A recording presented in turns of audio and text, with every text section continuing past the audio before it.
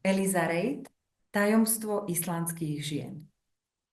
Z prachky, ktorá rozbila sklenený strop. Malé vysvetlenie. Z prachky je staroislandské slovo, ktoré označuje výnimočnú alebo neobyčajnú ženu. Po ohromujúcom úspechu Národného dňa voľna spred 5 rokov sa ľudia, ktorí stáli za islandským ženským hnutím, rozhodli, že spoločnosť je pripravená na politickú líderku. 50-ročná učiteľka a divadelná režisérka Vigdís Finnbogadóttir bola jednou z najvýznamnejších osôb krajiny, ktoré prichádzali do úvahy. Bola veľmi vzdelaná, ovládala viacero jazykov a ako divadelná režisérka mala bohaté skúsenosti s prácou s médiami.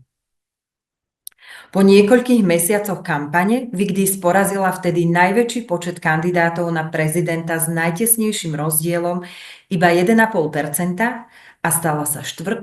islandskou prezidentkou.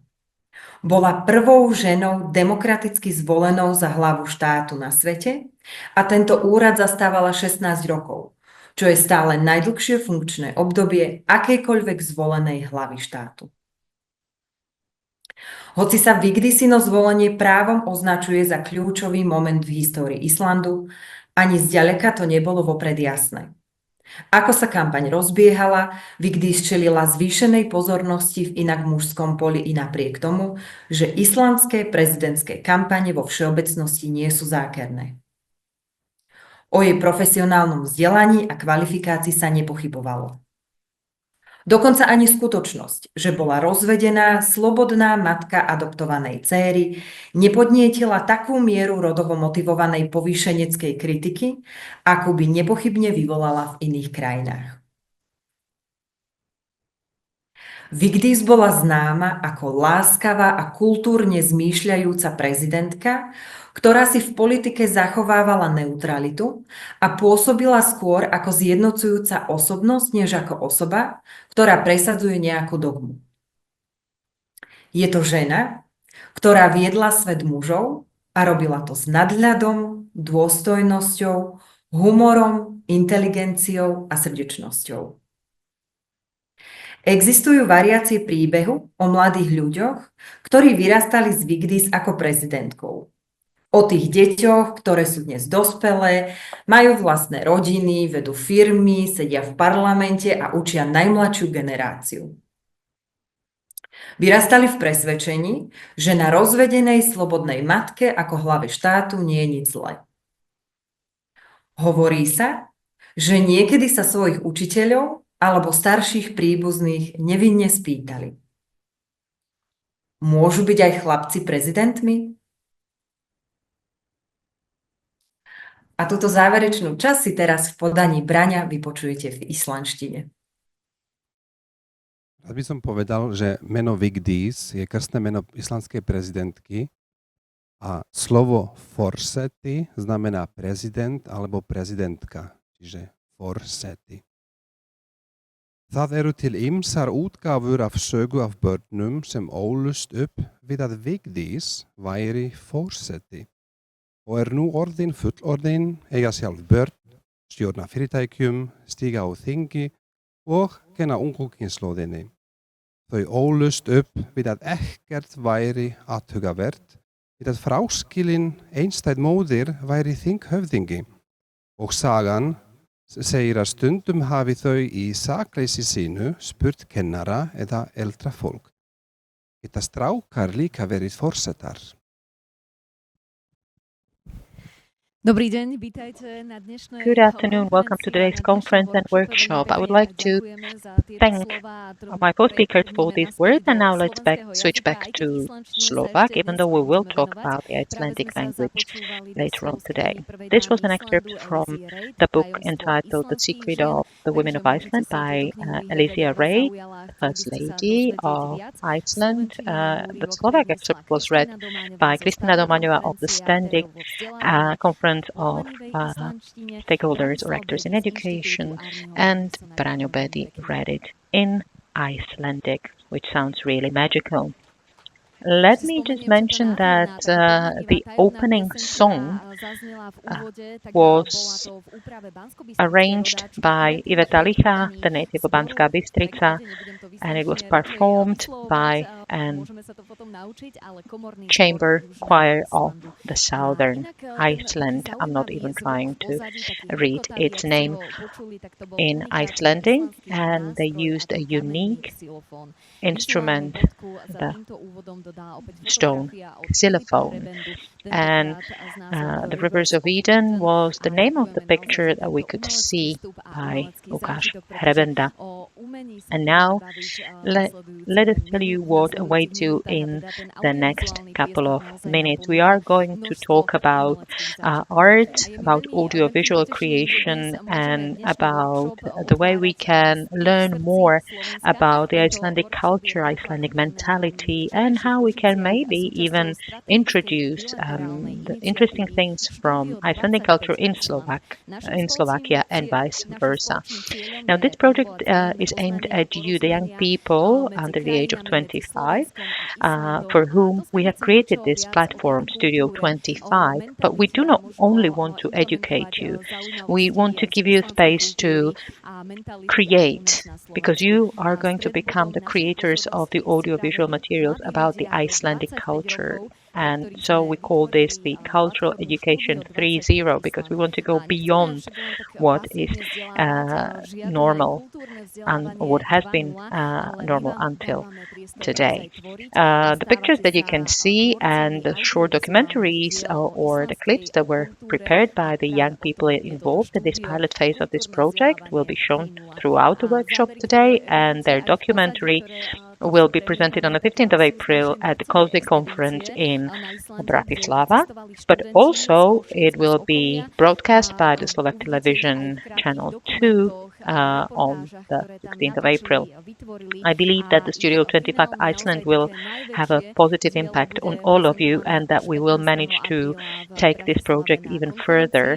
But for this we need data, so I would like to ask you to fill in the sociological survey. You can actually scan the QR code. And now I would like to invite to join me on stage the director of the Creative Studio in Košice and the idea father of this project, to tell you more about the pilot phase of this project, how many young people were involved, and what interesting audiovisual pieces were prepared by the participants. Ladies and gentlemen, give a round of applause to Martin Šabľa. Takže srdečne vás prosím, aby ste vyplnili tento sociologický prieskum. Ak môžete, zapojte sa do ňoho ešte dnes. We can hear ourselves with echo, but let's hope we will manage. Riadi Kreatívne centrum v Košiciach, prichádza k nám, aby zhrnul, Good afternoon. Good morning, ladies and gentlemen. Rather,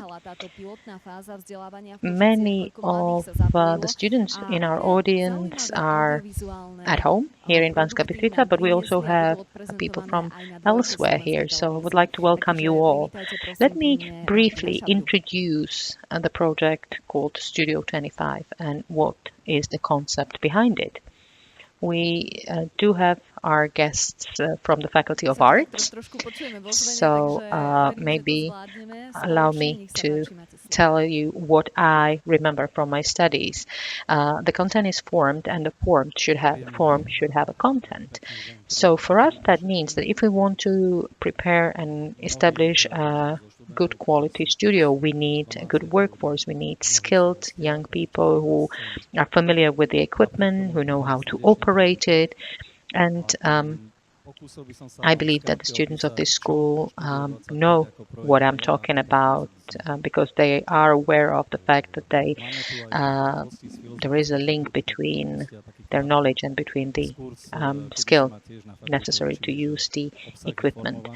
Now, for the young people to be able to get a good job, they need to have the knowledge of what the audiovisual broadcast encompasses, how it is prepared, what are the skill sets required by the cameraman, a light operator, boom operator, script writer or editor, and we wanted to bring it all under one umbrella of the project that we called Studio 25. This is a project aimed at young people aged 17 to 25, so that once they know which career path they want to follow, and if they want to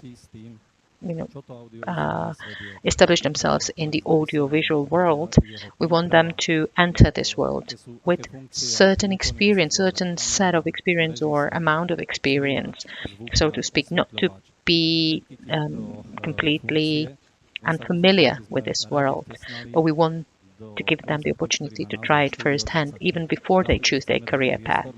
What is important for us is the fact that we are showing and teaching young people how to work not only in the director's room, but we also include our partners who can populate our project with an interesting content. In this case, it's Iceland, and we believe that we can widen the scope and maybe introduce other countries as well. But what is important and what is interesting is that the participants of the project, after the selection process, where they need to prove that they have certain qualities and skills, are given a chance to travel to Iceland and to prepare some work of their own. We started with Open Innovation Labs, which is the format commonly used by the creative centers in Košice, Banská, Bystrica and Bratislava alike. And these are our steps, not only to giving them a chance to create interesting content, but also to give them the skill set to give the form to this content.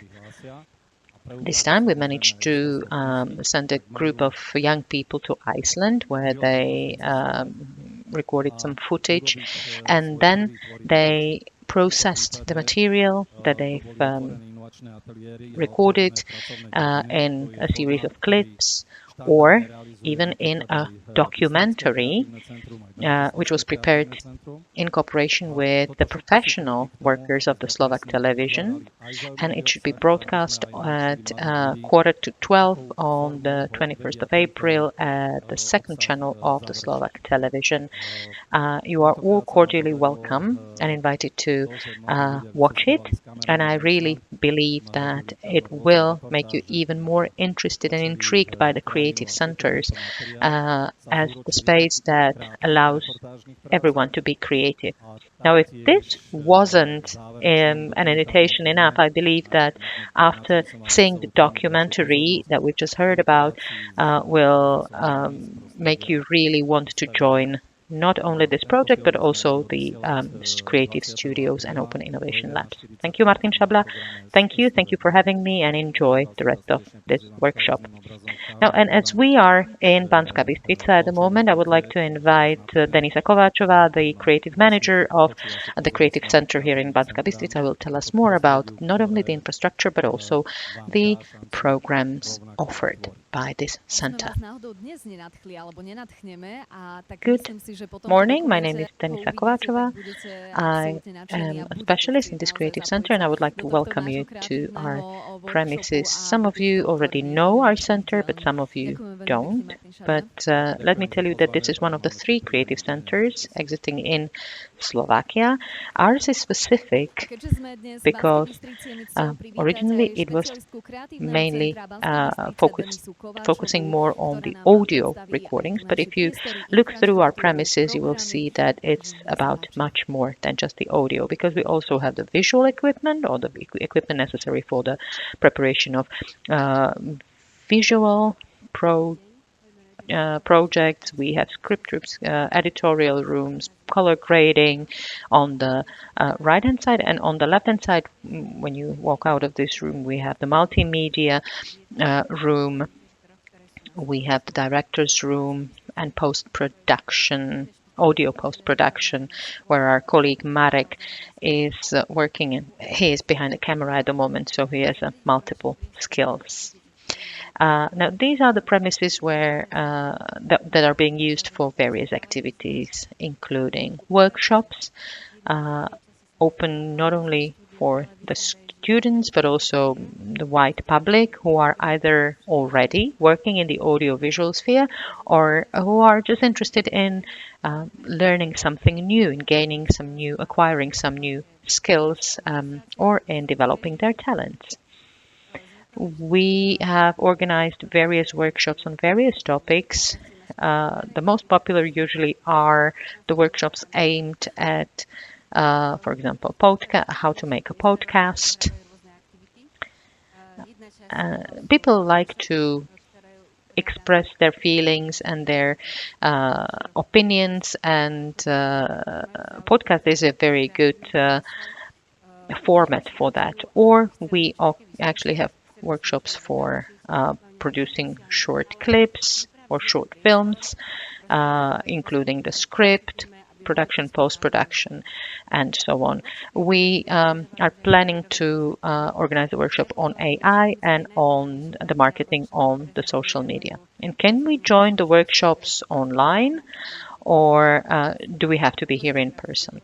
Well, personal participation is preferred, I have to say, but you can use our website, Artena BB, where you can also join or enroll and join the workshops online. This is the option actually that is open in all 3 creative centers.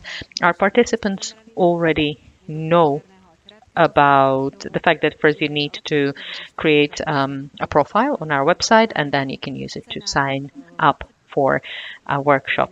Thank you very much for this information. That sounds really interesting. As we've heard that some people in our audience already participated in the activities organized by this creative center. So can you tell us how many of you have been a part of it? I believe many of you have been here for a tour. We can see them nodding. And did you actually take part in some workshops, or did you prepare some podcasts? Because podcasts is actually something that we are going to be talking about today. Well, maybe we can motivate you even if you haven't, because we will be talking about podcasts and how to make a podcast, a successful podcast, with one of our guests, because this is a platform or the form of expression that is very popular worldwide. I would just like to add that all our premises can be rented as well. So if there is someone who is interested in, say, recording demo recording of songs. We, for example, have young bands coming to record their songs here, or if they want to use our editorial room, they can rent it out. We are it's very glad to hear that this option exists in Košice, Banská, Bystrica, and Bratislava as well, where non-professionals can work with professionals and with the state-of-the-art equipment. So thank you very much to Denisa Kováčiková.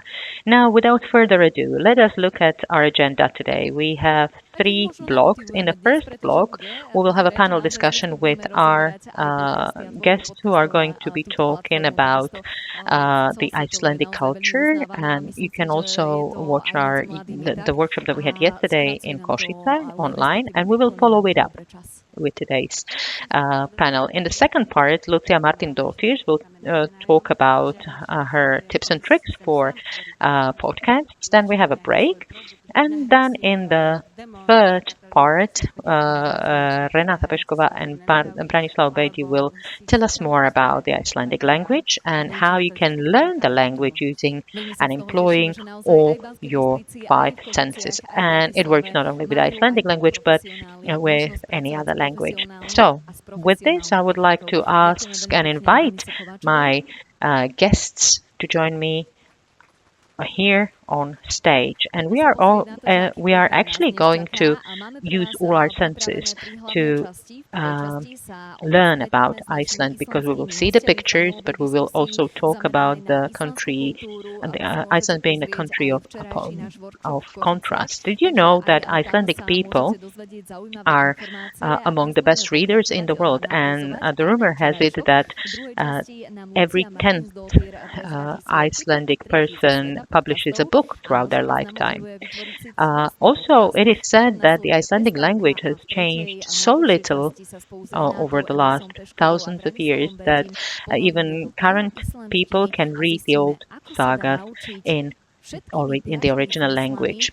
So let me invite the expert on multilingualism and the chairman of Muldulur Association on Bilingualism and the university teacher Renata Emilsson Pešková, who will tell us more about the diversity of Icelandic culture and society. We also have the linguist from the Institute of Arni Magnusson, who knows, I believe, all 50 words for snow that exist in Icelandic language, Branislav Bedi.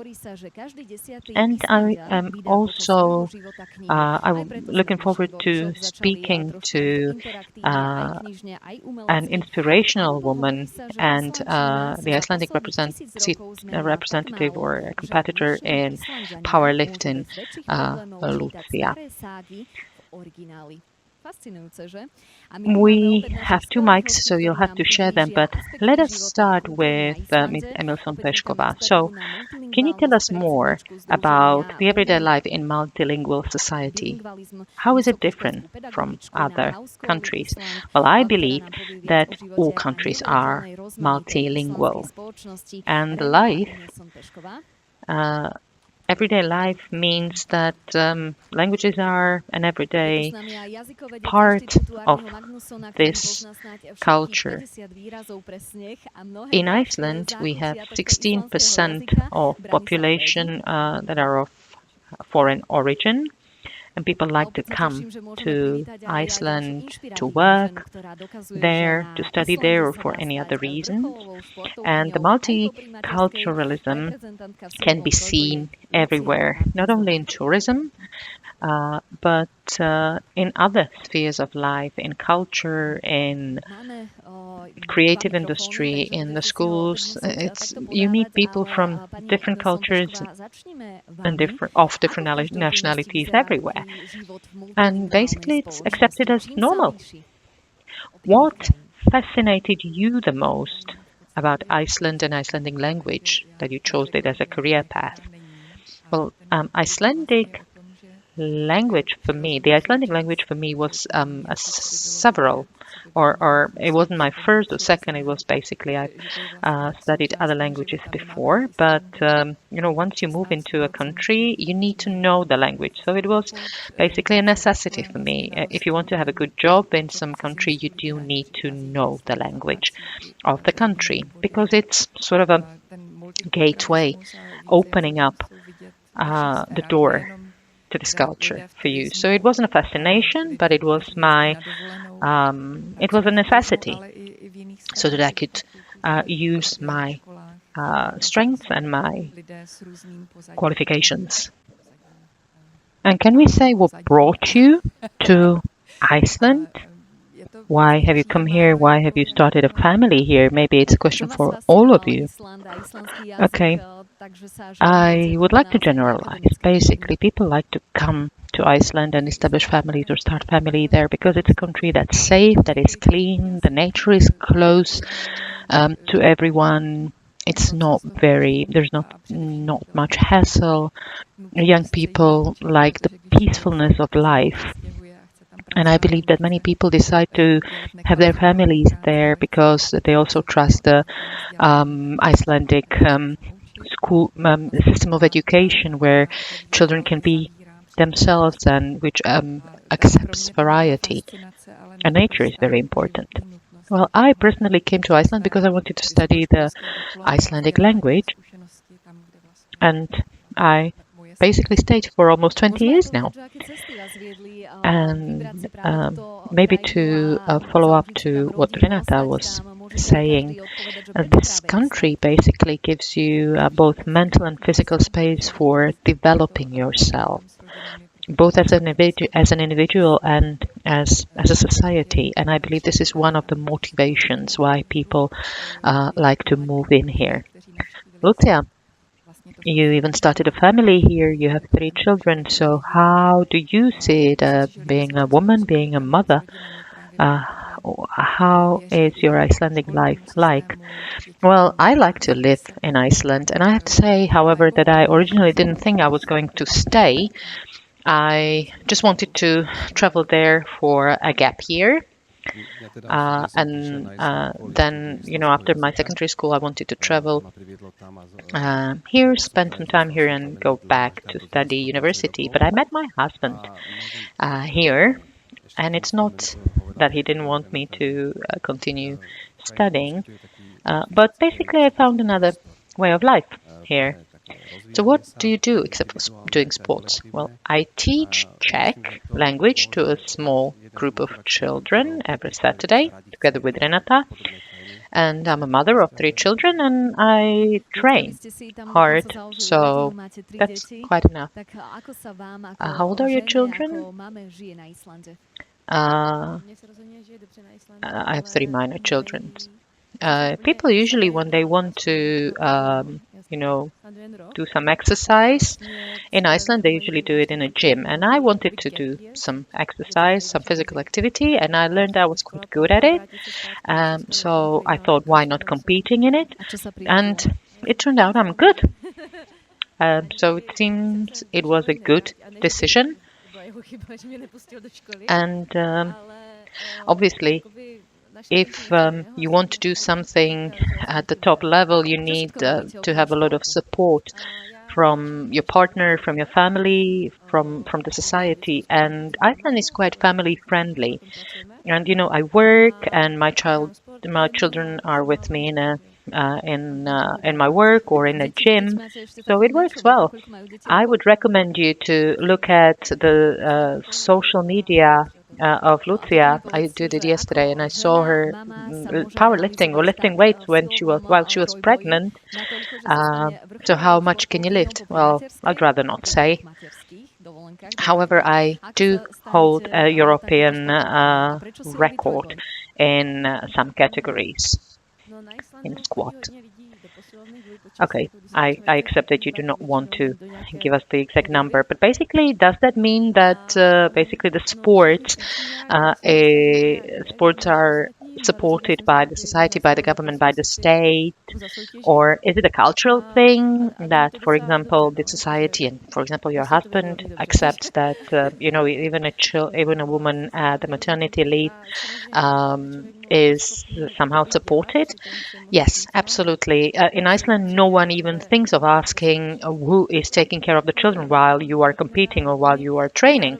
They have my children have 2 parents, and equality between genders in a family is very strong in Iceland. And I have to say that football is quite big in Iceland, and not only male football, but also female football is very popular. It attracts a lot of fans, and the government of Iceland actually supports women in sports as well. Actually, we've just learned yesterday that in Iceland there's 6 months compulsory parental leave for male and for females as well. So maybe this is something to learn from also in Slovakia. Now, a question for Branislav Bejdi. What is the approach in Iceland to the protection of language? We've learned and heard that it's almost as if the Icelandic language was protected. It's quite a strange feeling to speak the Icelandic language. If anyone of you had a chance to try it, please do so. Well, this protection of language stems and comes from the need which is felt by the people. The people obviously come up with new words. They also adopt words from English mainly and from other languages, but they also translate different words from English to Icelandic, and thus they not only create the new vocabulary that they can use, which is Icelandic, but in a way they protect their language as well. And this basically results from the identity of the Icelandic nation. Icelandic people like to present themselves, their culture and their national identity through their language. And we can perhaps say that it's really a unique language. Not many people encounter the Icelandic language.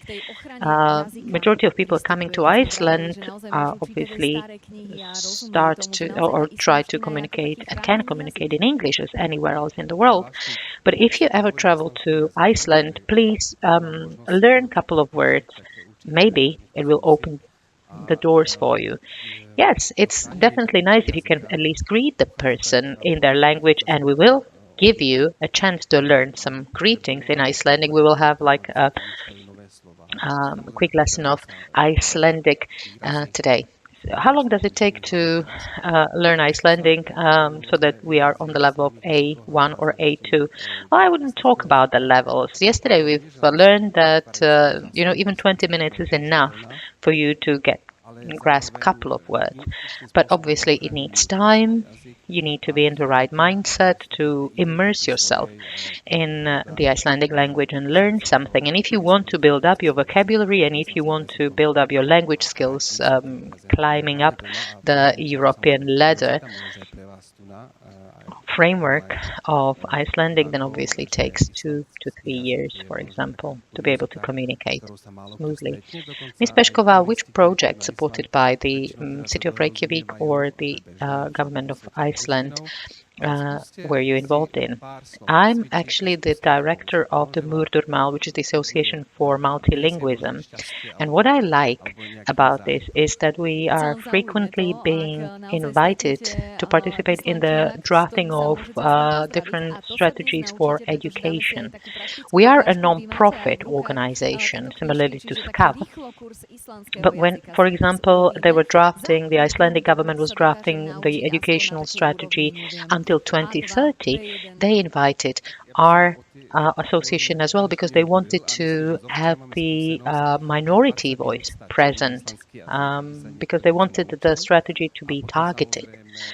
And we were given a chance to draft a document on how mother tongues of students can be used in the informal or non-formal teaching or activities. And the official document was translated into English and Polish because Polish minority is the most popular, the most numerous in Iceland.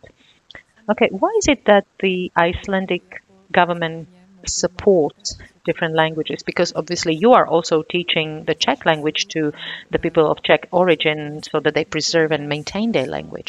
So why does the government support different languages? Well, there are several reasons why different mother tongues are important. And I usually quote them or mention them according to whom I'm talking to. One of the main reasons is the fact that every person has a right to use their mother tongue wherever in the world they are. This results and stems from the Convention on the Rights of the Child, which has been ratified by Iceland and a majority of countries in the world.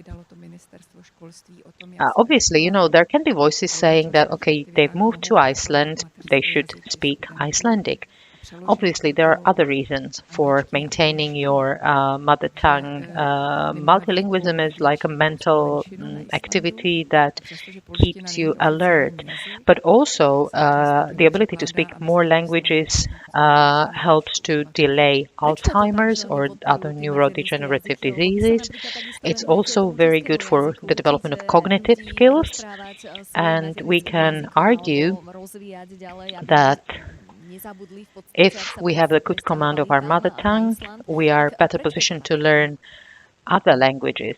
So the mother tongue can open the doors to better learning, to learning about new cultures And at the European level, we have the discussion ongoing that Europe should be multinational, multilinguistic, and multi-ethnic. And that's why the support for original mother tongues is important. We are talking about the beautiful country of ice and fire. So how was it for you to get accustomed to, for example, sometimes the extreme weather in Iceland? Well, when I arrived, I was really cold, so I wore woolly socks and I took warm baths, but you get accustomed to it. Well, obviously, it takes time for you to get used to it. And it's more difficult in the winters because we have polar nights, which means that you only get 3.5 hours of sunshine, provided it's not cloudy. But in the summer, we have polar days, which means that we have sunshine 24 hours a day for weeks on end. And my way to get over it was doing my hobbies, doing sports as well.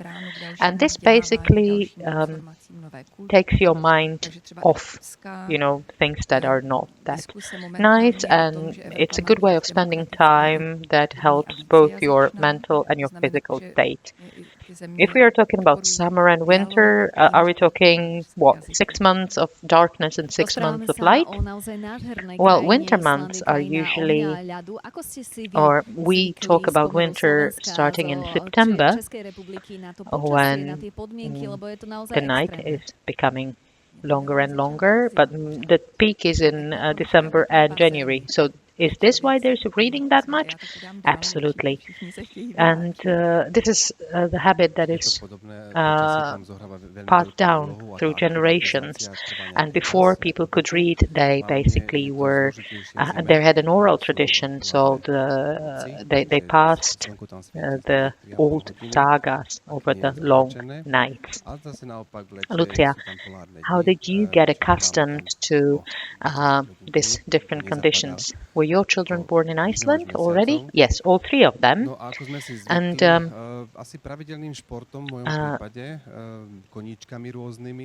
sometimes it's difficult when your children don't want to go to bed because it's still light outside.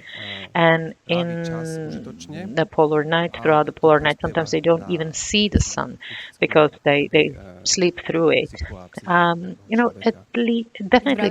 least from the beginning, the winters are quite difficult, but you get used to it. I have to say, however, that my first winters were quite difficult, quite challenging. Okay, so what's the best time to visit Iceland? So would you recommend multilingualism June or July? Yes, June or July.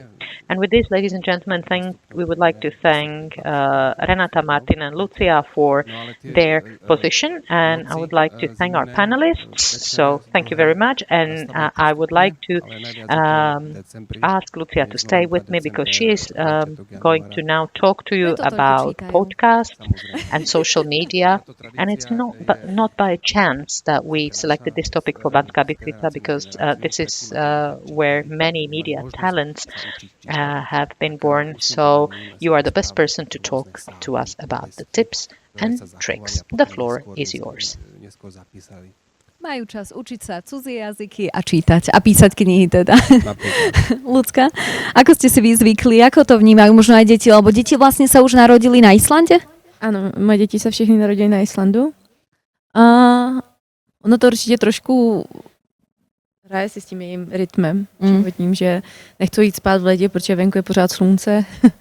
A v zimě zase třeba někdy to slunce ani nevidí ty děti, protože oni spí, že přes den, takže někdy se stane, že usnou zrovna, když slunce vyjde a vzbudí se zase, když zajde.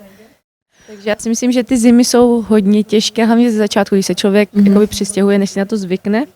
Teď po těch 10 letech už to nějak člověk nevnímá, už to je součástí života, ale ty první zimy byly opravdu těžké. No. Kedy teda odporúčate vycestovať aj našim divákom na Island? Kedy je ten najlepší čas spoznávať krajinu? Poznávat krajinu, no červenec. Srpen teoreticky a v srpnu už to pomalu zavání zase zimou, Takže ten červená. Fú, to mi musíte do slovenčiny. Počkajte, to je júl, august, september? Jún a júli. Júl. OK, júl. Vidíte táto multilingválnosť? Čiže odporúčate aj vy. Takto, jún, júl. Dobre, ďakujeme. Tak ešte raz ďakujeme Renáte, Branislavovi a Ľudské za ďalšiu dávku inšpiratívnych pohľadov na Island. Veríme, že sme vás takto namotivovali, ale poprosím Ľudská, aby ste ostali tu ešte s nami, pretože my sa ideme rozprávať a respektíve vy nám porozprávate viac o audiovizuálnej tvorbe, o podcastoch. Nie je náhoda naozaj, ako sme spomínali v úvode, že práve v Banskej Bystrici sme zvolili túto tému. Mesto má bohatú históriu spojenú s rozhlasovým vysielaním a je domovom mnohých mediálnych talentov. A kto by nám náhodou mohol lepšie tipy a triky porozprávať ako vy, tak nech sa páči.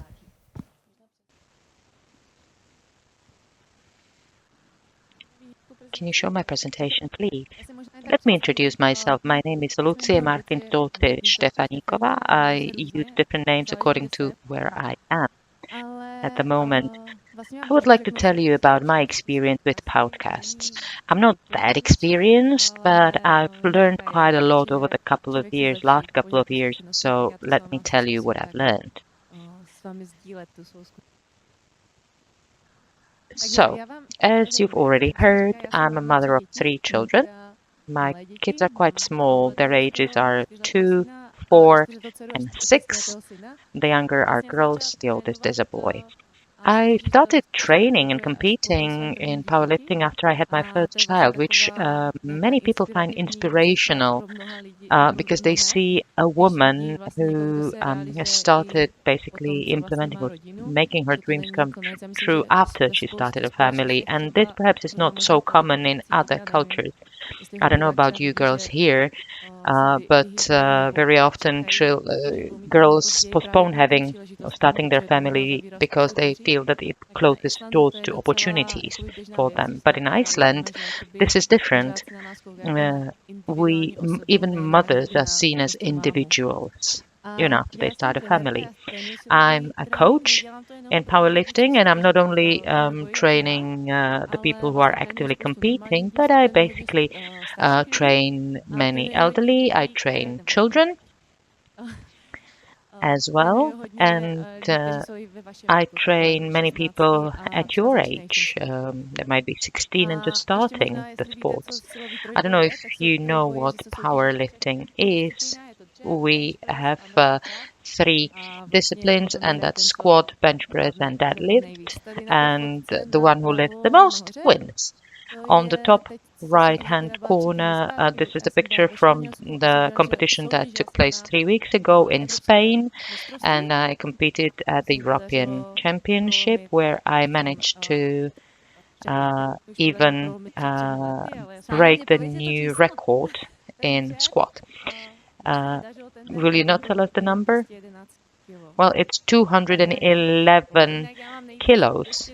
My maximum is 220, and we are now trying to, reach the world record and maybe break it as well. These are not my children, but I specialize also in helping other mothers who are training just because they want to basically get out of this of their home or a vicious circle. And as you can see, they can bring their children with them to the gym. Children are seen as a common part of their of the society, and if the child wants to sleep and mom wants to train, then the child would sleep in front of the gym, and they have the walkie-talkies with them. This is what I've seen on your Instagram, and I liked it. But what are the reactions among the people who are not from Iceland and are not familiar with this mentality, with this mindset?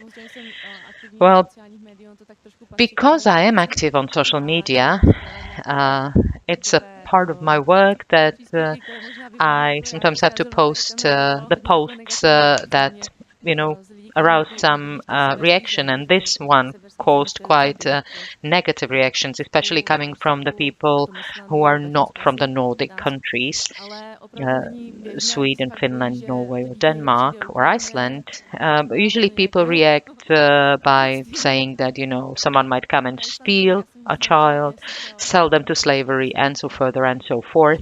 But I've never heard in Iceland that a child would go missing because of that, or if they're left outside to sleep outside. Okay, let me show you my first experience, which was quite bad. Now, this is in English, but I hope you can speak or read English. And if not, I still think you can perhaps spot my mistakes. This is my first experience, and I have to give you some background information. At the time, I had been training for quite some time as well, but I wanted to get more exposure. I became more known when I was the first mum to officially compete in an official competition, and I actually won the competition. And this was when I was 7 months into my pregnancy. So I was quite far into the pregnancy, and that caused quite a lot of uproar on Instagram, because in many countries you are advised not to lift anything heavy when you're pregnant, and there were reactions by the people saying that I might be hurting my child by doing the powerlifting exercises. But yes, in Slovakia and in our countries, perhaps the social services would already be at you. So let me show you an excerpt of my first podcast. And even if you don't understand the language, then you may just look at the way my body language is composed, how I am composed, and so further and so forth. And I wanted to get 9 out of 9 lifts, that was the only goal. And just go with the flow, I was also open to, Lucia tu hovorí o tom, ako v podstate trénuje, že sa snaží nerobiť si z toho stres, nepociťuje tlak. Určite som nepodávala ten najlepší výkon a ani na tvári nevidíte, že by som sa nejako príliš namáhala.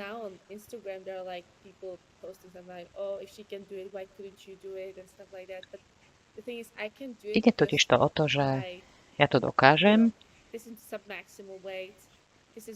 pretože nie je to síce maximálna váha, ale je to moje 3. tehotenstvo a nie je to samozrejme niečo, čo zvyčajne robíte, keď ste tehotná. A keď ale začnete súťažiť, či v tomto športe alebo v inom športe, tak v podstate sa z toho vyvinie určitá obsesia. Takže ja by som nehovorila, že by som odpočula všetkým, aby to robili. Jednoducho toto bola moja vášeň a to sa nejakým spôsobom zoficiálnilo. Áno, veľmi veľa ľudí robí porovnávania s Instagramom, ale samozrejme každé tehotenstvo je iné, každý príbeh je iný. A takisto aj, ak má jedna žena niekoľko tehotenstiev, tak tie sa môžu od seba diametrálne líšiť. Jedno môže prebiehať ľahko a druhé nie. Neviem, či aj u teba to tak bolo, ale ja počas mojich obidvoch tehotenstiev. All right. So maybe I would ask you, I would like to ask, what do you think was not really the best in this podcast? Was there any flaws that you spotted, the way I spoke or the way, the impact it had on you? Unfortunately, what's not spoken into the microphone, we cannot interpret. Yes, but there was a lot of, the pause-filling words like, and so on. The thing is that when I speak English, I try to speak the best I can, which means that I'm speaking, at the end of the day, I'm speaking words. Now, I prepare my podcasts in English, which means that I'm actually talking in a foreign language, in a language which is foreign for me. So this pause-fillers words or bad words always are present. And sometimes you don't realize that you do it, but only when you look back at the video, then you spot it and you said, oh, it's awful. So I think it's good if you feel and if you want, if your ambition is to make podcasts, then even though I am now saying, I'm like re-watching my podcast, I feel cringe, but it's good. My advice would be to try and do it, record yourself, and then look back at it and learn from it, and it will be better next time. You have to start. Even if you have someone whom you follow on Instagram and you think they're the best of the best, look at their videos 5 years ago, and you would see that they are different visually and technically. But basically, what we usually are intrigued by in the podcast is the authenticity of the people. So obviously, you will have to work on yourself to become better, but you have to start somewhere. And just accept that it's not going to be that good at the beginning. And really, what might be the motivation is if you have a favorite podcaster, look at their videos now and look at their videos, when they were starting. Here, for example, we used iPhone and AirPods that are in my ears, but now we are preparing a podcast which shall be released in the future. We are already recording them, but we need to record more parts so that we can ensure certain regularity. And we already realized that we have to have a better camera, a better audio, a better microphone. So it's very important to have a good audio as well. So I would advise for you to really invest in the best microphone and the good equipment. And what is this prepared podcast series about? What is the topic? And maybe also what's the footage? How long are the podcasts? What would be the recommended length so that it doesn't get boring and tire the audience? Well, I'm not Joe Logan, so I'd say that 30 minutes is more than enough. Some people have big platforms and they have big podcasts because they are interested in sort of more general topics. But I basically focus on powerlifting, and it's like a niche topic. Powerlifters community is quite small, and because I'm focusing most on the mothers who are either pregnant or have just given birth or are interested in powerlifting as mothers, so this is even smaller community. However, I can really provide them with targeted and relevant information. Do you have any further information? Because I have many questions, but I don't want to take them away from you. I prepared several more podcasts, but this you can see was from the 31st of March, so quite recent.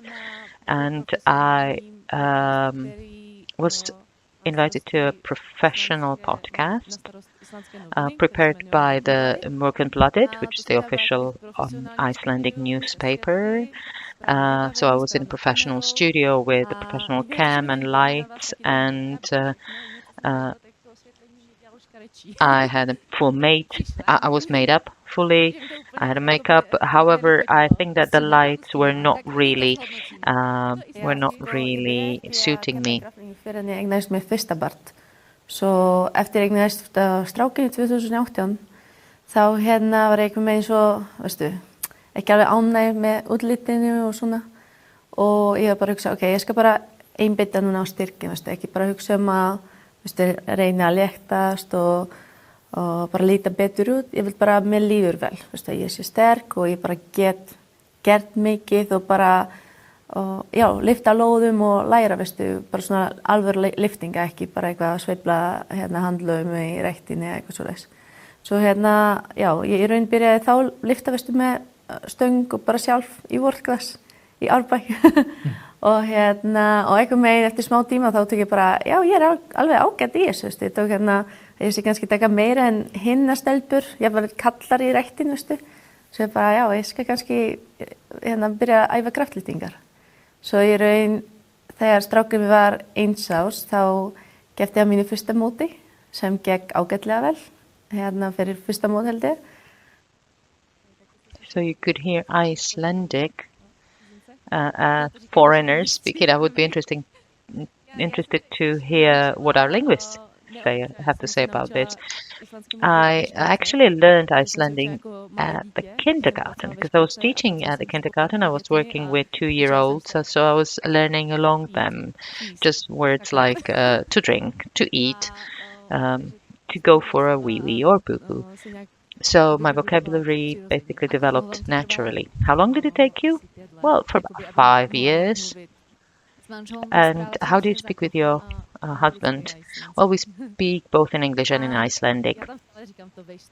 And I very often say the Icelandic equivalent of you know. So I have the pause-filling words and the pad words that I'm maybe overusing, but I'm trying to pay attention to it. I'm trying to be mindful about this, because the more you see it, the more you realize it. And this basically helps you develop. And I have to say that I'm even less certain when I speak Icelandic than when I'm speaking English. But it happens that sometimes you cannot think of a word and you make mistakes.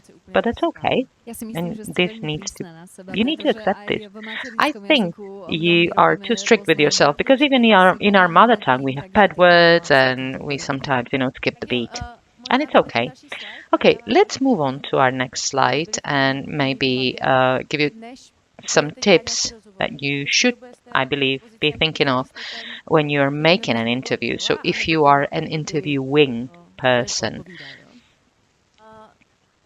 So if you are a guest in the podcast, it's good to know what the podcast is going to be about.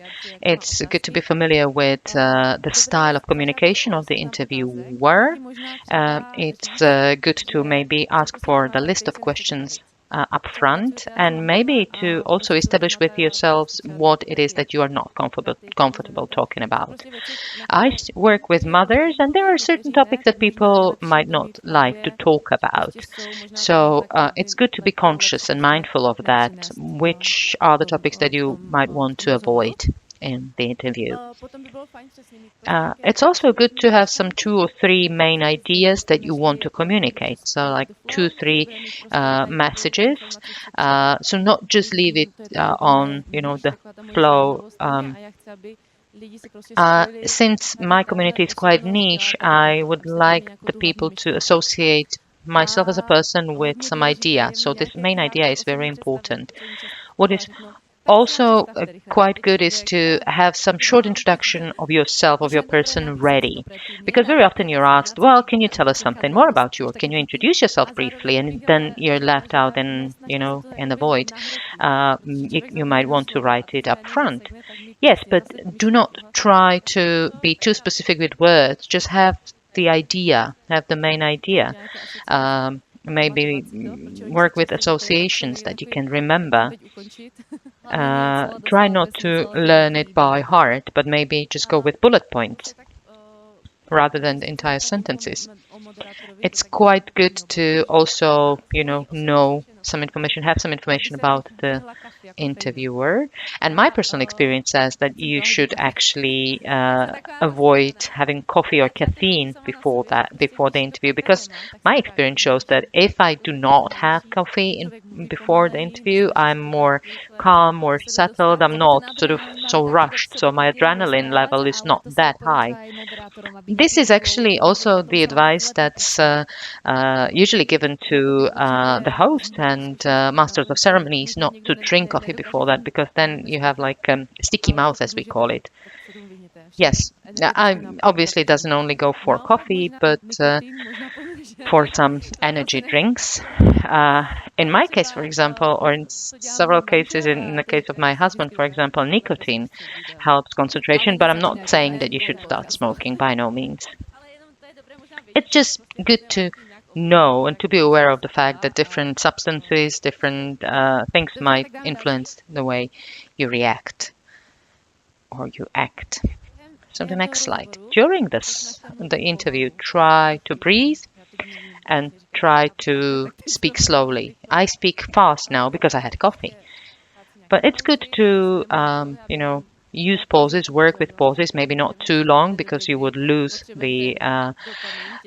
your audience, because we know we are working now on high levels of dopamine and everything is quick and short. We also need to remember to be brief and concise, but still, carry on the story, but perhaps you don't need to say every detail. If you are saying about someone, and it's the cousin of my cousin who lives there, you just say, it's my cousin, because people do not need to know all the details. Yeah, this is about storytelling. If you listen to podcasts about how to make videos, storytelling is always one of the main topics, because you should be able to build up your story within 30 to 60 seconds. Try to smile, but do not laugh a lot. It's good to be in a good mood, but if you laugh nervously, then it doesn't really work very well.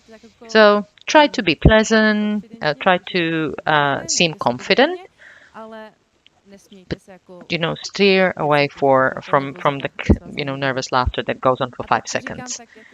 And I've already talked about authenticity. Be authentic. This is one of the key messages that I want to leave with you. If we have people who are really popular on big platforms, it's about their authenticity. If we do not trust the person, if we do not think that they would be the same offline than they are online, we wouldn't trust them. And I share with my viewers my Instagram, my website. I always make sure that I, use this for my own marketing purposes and advertising, so that we could expand as a platform. And we want to get more exposure to more people, obviously. Also, what is very important is to dress comfortably, but in a representative manner, maybe casually, but not too casually. But basically wear something that you feel comfortable in. Do not basically do it if you want to, you think something would look well on camera, because it would show if you're not comfortable in that. I, for example, like to wear dresses because I think that I can hide some of my curves, because I'm not like what a regular woman looks like.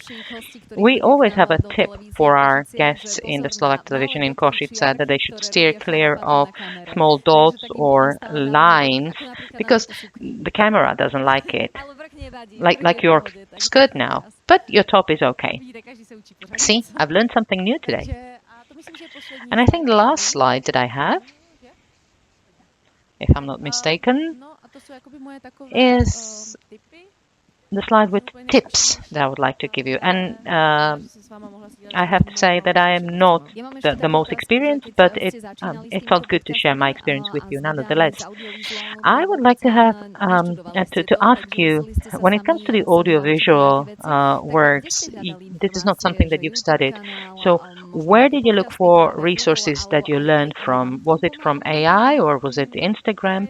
I think AI is very good as an assistant, because the AI can come up with scripts, for example. So I am using it. Obviously, you have to be cautious when using it. My problem is that I am dysgraphic and dyslexic, and it's very important to check your text before you publish anything, because if you have some grammar errors, it doesn't look good. So this is very important. Grammar is very important. But, I learn on the fly, as I've mentioned, but it's good to understand how algorithms are working, what you should be aiming at. And it's also very important to know what is the platform that you are making the video for, because if it's for YouTube, you should have the landscape view. If you do Instagram or TikTok, it's going to be different.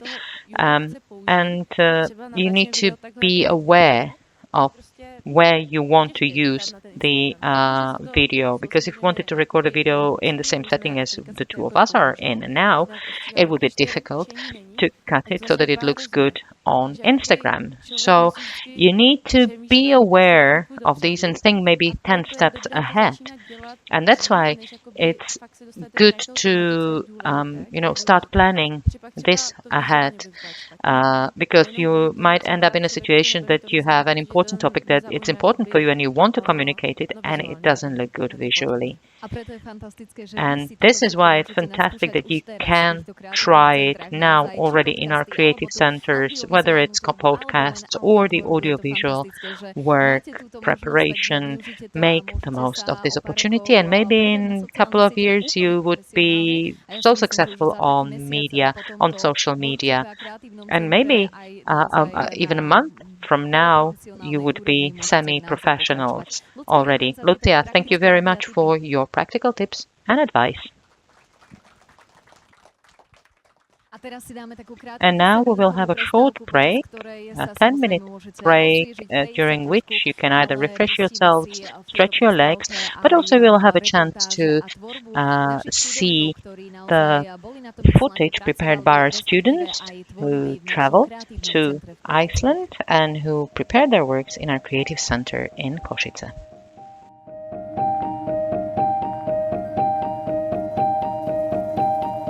Na Island som sa dostal v roku 2015 a bola to vlastne náhoda. Mal som takú malú cestovnú agentúru v Paname, kde som žil 2 roky.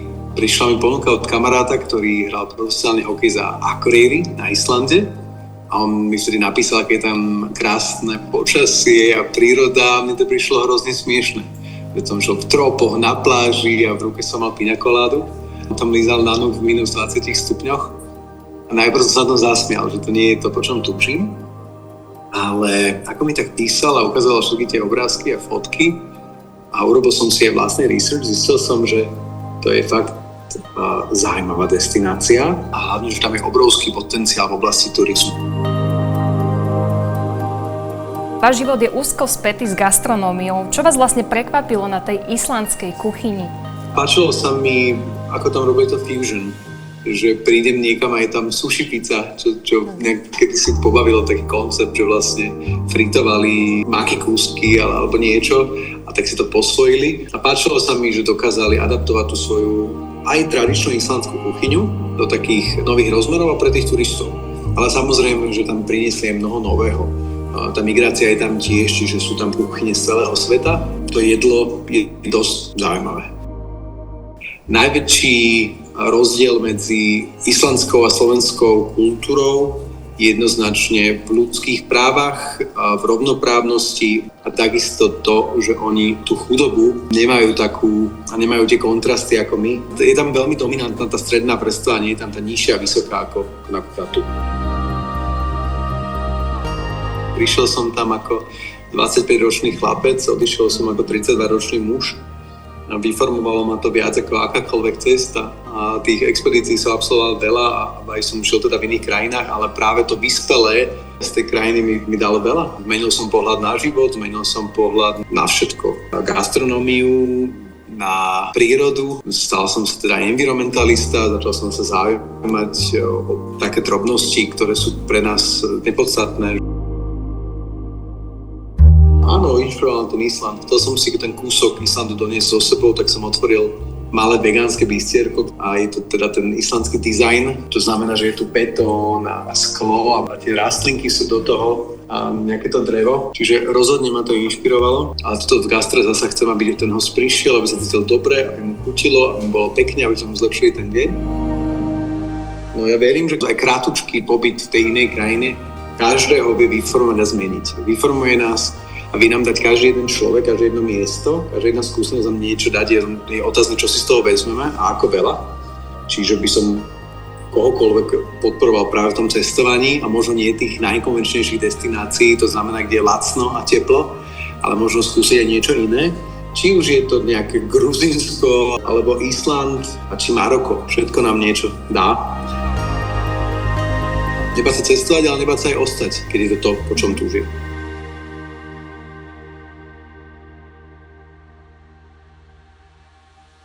Tak ja by som sa vás chcela opýtať, či si viete aj teraz vybaviť nejaký vtipný moment, ktorý sa stal na Islande.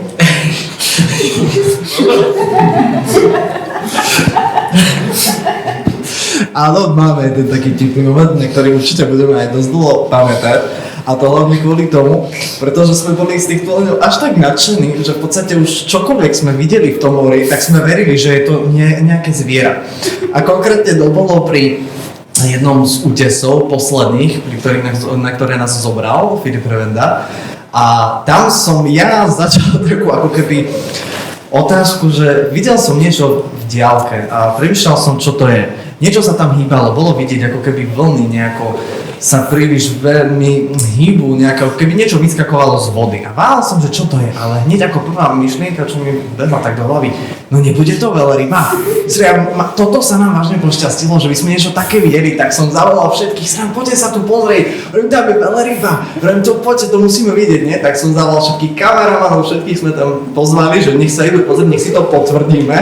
A nakoniec sme zistili, teda keď s kameramanmi sme priblížili trošku viac, tak v podstate, že to nebol žiadny ako keby živočích, ale že to boli len obyčajné ako keby nejaké kamene, ktoré sa v podstate nachádzali ďalej od toho ostrova a na ktoré v podstate vlny bili. Ale samo o sebe nastal taký ako keby davový efekt, že jednoducho povedal to jeden a druhý uveril a hneď to uverili všetci. Takže myslím si, že toto bola taká vtipná príhoda, ktorú budeme dlho pamätať. Hlásime sa z letiska v Keflavíku. Posledný deň nášho pobytu na Islande sa blíži ku koncu, aj keď nás čaká ešte dlhý deň plný cestovania. Posledný krát sa opýtam účastníkov na ich dojmy. Ondrej, ako by si zhrnul v krátkosti tento pobyt na Islande? Takže týchto 10 dní, ktoré sme v podstate strávili na tomto Islande, bolo vážne úžasných, plných veľa zážitkov a aj nových skúseností. Sme toho dosť veľa prešli, veľa sme sa toho dozvedeli o samotnom Islande, či už o ich kultúre, správaní, chovaní a samo o tom, ako vlastne oni fungujú, tí, čo tu v podstate žijú. A myslím si, že za tých 9 dní sme sa toho veľa naučili a určite by som to aj odporúčil ostatným, ak by mali takúto príležitosť, tak aby ju využili. Ďalšieho účastníka sa budem pýtať Jakuba. Jakub, aký najsilnejší zážitok alebo pocit zostáva s tebou po 10 dňoch na Islande? Tak zážitok, ktorý vo mne ostáva, sú všetky výpravy do prírody a k oceánu na pláž alebo na útesy. Príroda na Islande je fakt veľmi silná, veľmi výrazná a veľmi špecifická. Takže to je niečo, čo vo mne najviac zarezonovalo a vlastne ostáva vo mne asi najviac zapečatené. Kole, vedela by si nám popísať, čo v tebe zanechalo najsilnejší dojem, alebo ako by si zhrnula tento pobyt na Islande? Tak tento celý výlet podľa mňa bude nikdy nezabudnutelný. Veľa pre mňa aj spravilo to v inšpirácii. Teším sa, ako keď príjem domov a vlastne ohľadom tohto miesta budem môcť tvoriť. A tá príroda a všetko, títo ľudia fakt sú úžasní a nezabudnutelné. Ďalším účastníkom našej výpravy na Islande je Michal. A jeho sa tiež opýtam na pocity a aby mi opísal, prípadne zhrnul tento pobyt na Islande.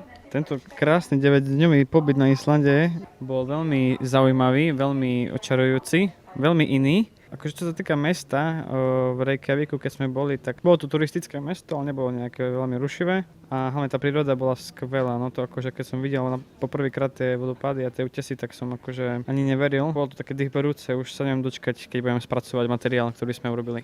Odpoviem ešte ja sama za seba. Tak tento 10-dňový pobyt na Islande bol naozaj veľmi, veľmi intenzívny, lektori a vlastne všetci, celý organizačný tím sa o nás tak perfektne postarali, že my sme naozaj nemuseli nič riešiť, ani prstom pohnúť, ako sa hovorí. Mali sme odvoz, dovoz, mali sme vopred vybavené všetko, že my sme to mali predostreté ako na takej zlatej tácke, čo je úplne neskutočné, takže za čo patrí veľká vďaka samozrejme. Tým pádom môj zážitok a pocit je veľmi, veľmi dobrý.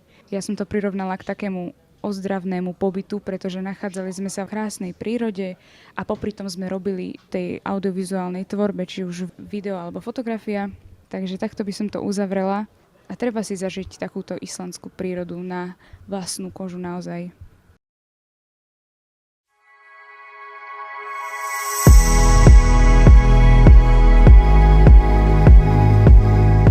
I ended up seeing an opportunity to study medicine in Slovakia, and I was very interested to go study in Slovakia. So I moved to Martin and studied medicine in Jesenius Faculty of Medicine in Martin. Great school and best years of my life, really nice. Learned the Slovak culture, Slovak language, and I also started my career as an artist.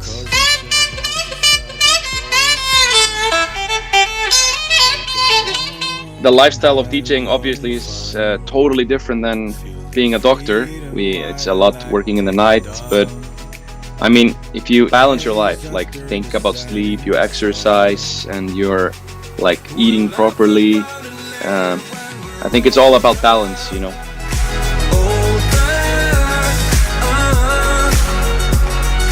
After I became a doctor, I started to use this story and tell about this concept, the chair of life. It's like a chair with 4 legs, so like exercising, eating properly, sleep, and mental health. And you kind of like have to keep these 4 legs in balance, right? So if you break one, you're gonna fall. So, you know, like I said, I'm not 100%, but I'm always checking myself. Like, okay, I'm eating okay, I'm gonna train today, okay, I gotta sleep early today, and how am I feeling? You'll soon reflect upon these problems and respect. To me, it works really well because I think everybody should have a hobby on the side. And to me, when I was studying medicine and now when I'm working as a doctor, I always look to the music because it really it's a calming thing, creative thing. So it's really good for people that are working in something that takes a lot of headspace, like doctor or whatever it is, to have something creative.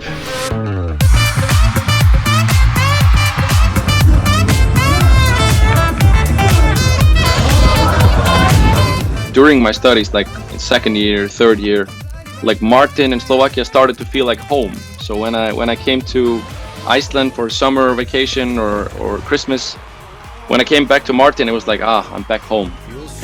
I would recommend everyone I always tell this to my uncles and you know, nieces, and I tell them like, move abroad. Like I moved to Slovakia. You really you learn completely new things, new culture, new language. I tell everyone to move to Slovakia.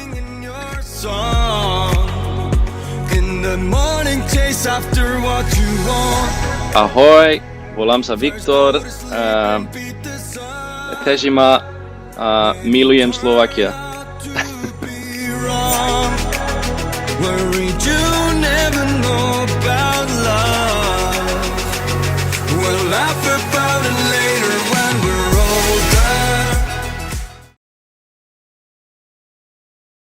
Za skutočne poriadnou náložou kreativity a dlhých hodín strávených za kamerami stojí skupina mladých a talentovaných ľudí. Títo žiaci v rámci bilaterálneho projektu Štúdia 25 Island vycestovali do krajiny ohňa a ľadu, kde podnikli svoje islandské dobrodružstvo.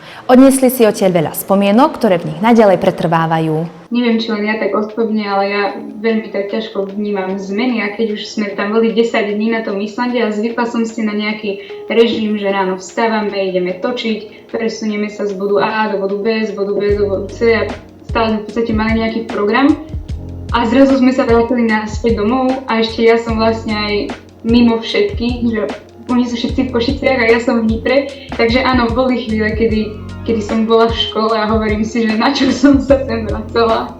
Moje meno je Kleta Kauková a nostalgia ma chytila hneď, keď sme sedeli v taxíku na ceste ku mne domov a pozerala som sa po mojom sídlisku a vlastne som si uvedomovala, že sa mám vrátiť do tohto života po tomto, ako som prežila teraz 9 dní v takejto nádhernej krajine.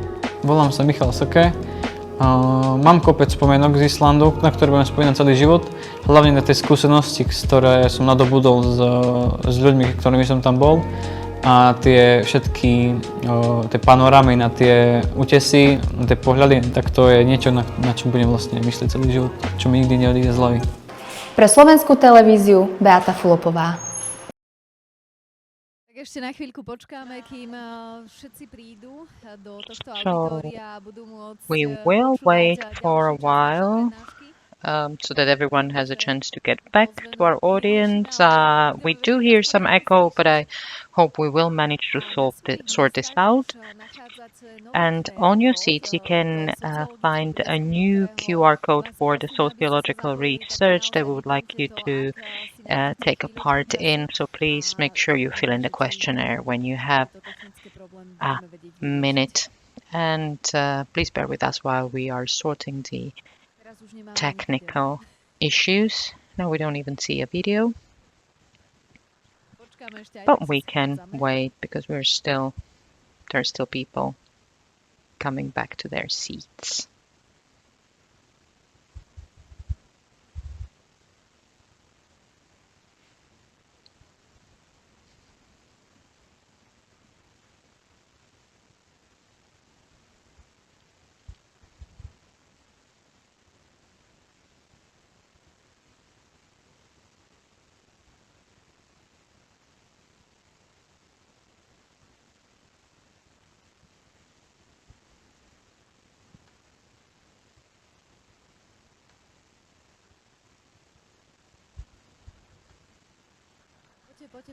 Come to us. We are ready to continue. So take your seats, please. And once again, if you can, please do fill in our research questionnaire today, if possible. I believe this is a new QR code already, so it should be working now. And if you could perhaps let us know whether it's working. It doesn't? It's not working?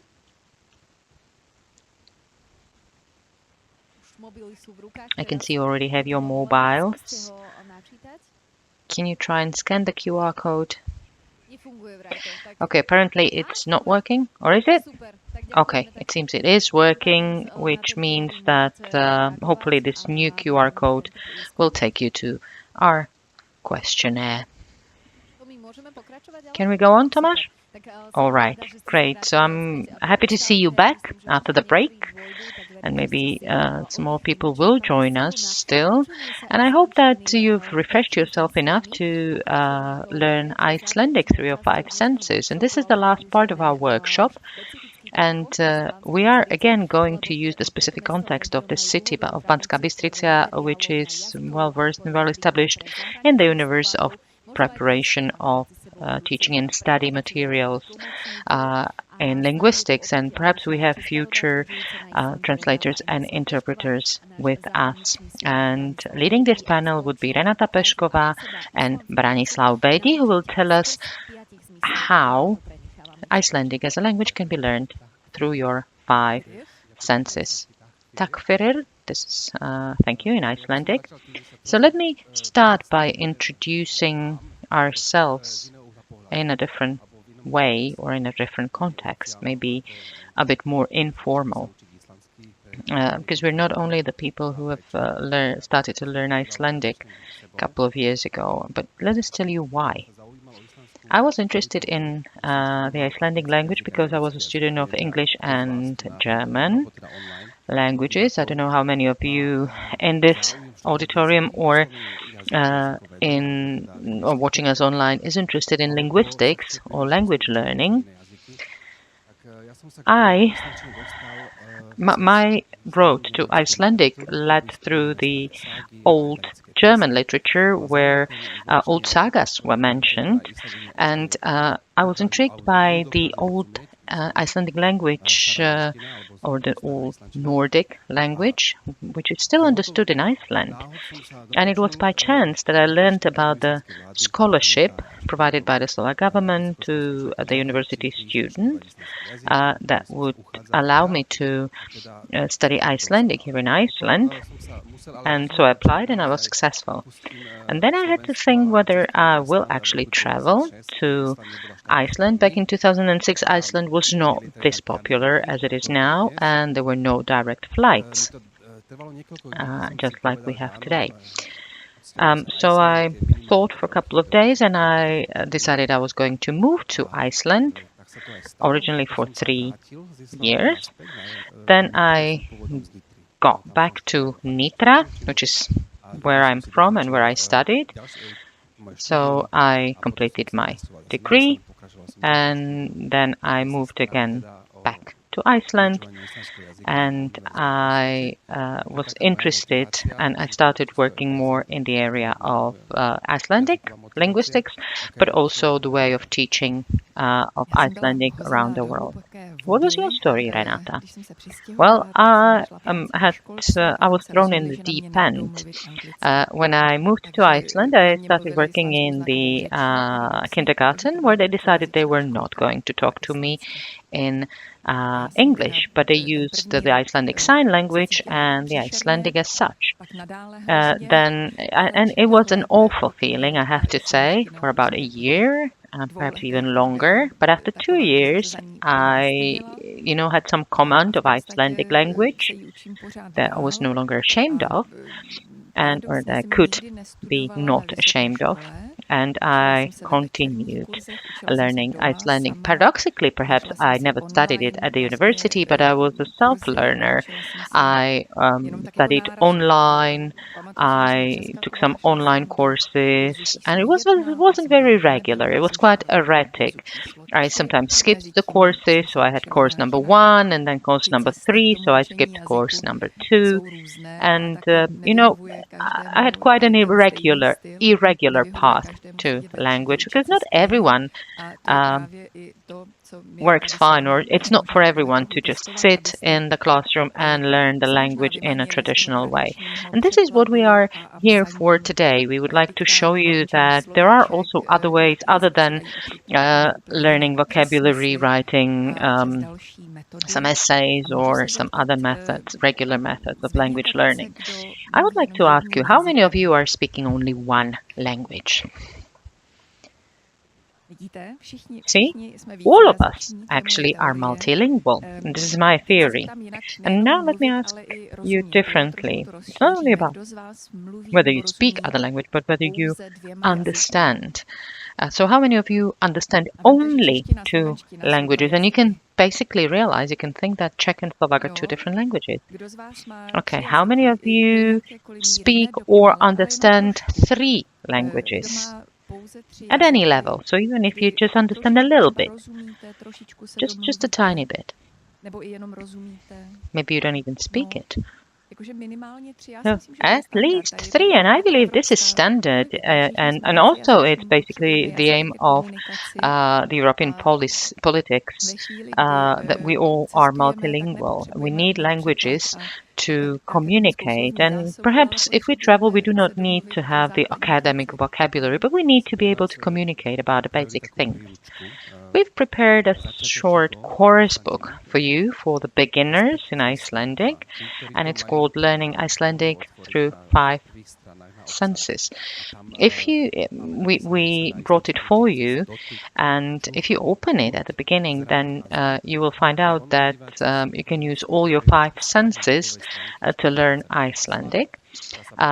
You have it here as a hard copy, but our viewers will also be able to download this course book through Studio 25 Iceland.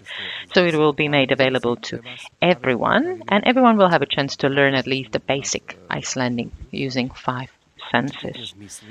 And we've prepared a short sample lesson for you using your taste, your smell, maybe a touch.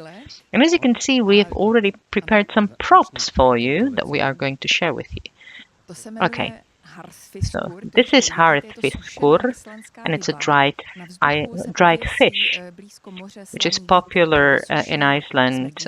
It smells perhaps not very pleasantly, but please take a piece and you can taste it. Maybe you can pass around this plate.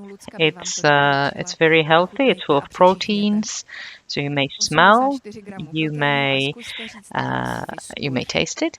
So it's 84 grams of protein. So try to say hartfiskur. This is the sign language for the fish. The fish that's hanged in the sea breeze and it's been dried. We would like you to really try and speak out loud the words that we give you, and do not be ashamed of your pronunciation, because I always maintain that dialects are amazing. So it's hartfiskur. And we actually have a competition for you to motivate you. This is Pauska egg. What do you think it is? What do you think it might be? It's an Easter egg. And at the end of this mock lesson, we are going to test you or try you. And those of you who can remember 3 words that we are going to teach you will get this Easter egg.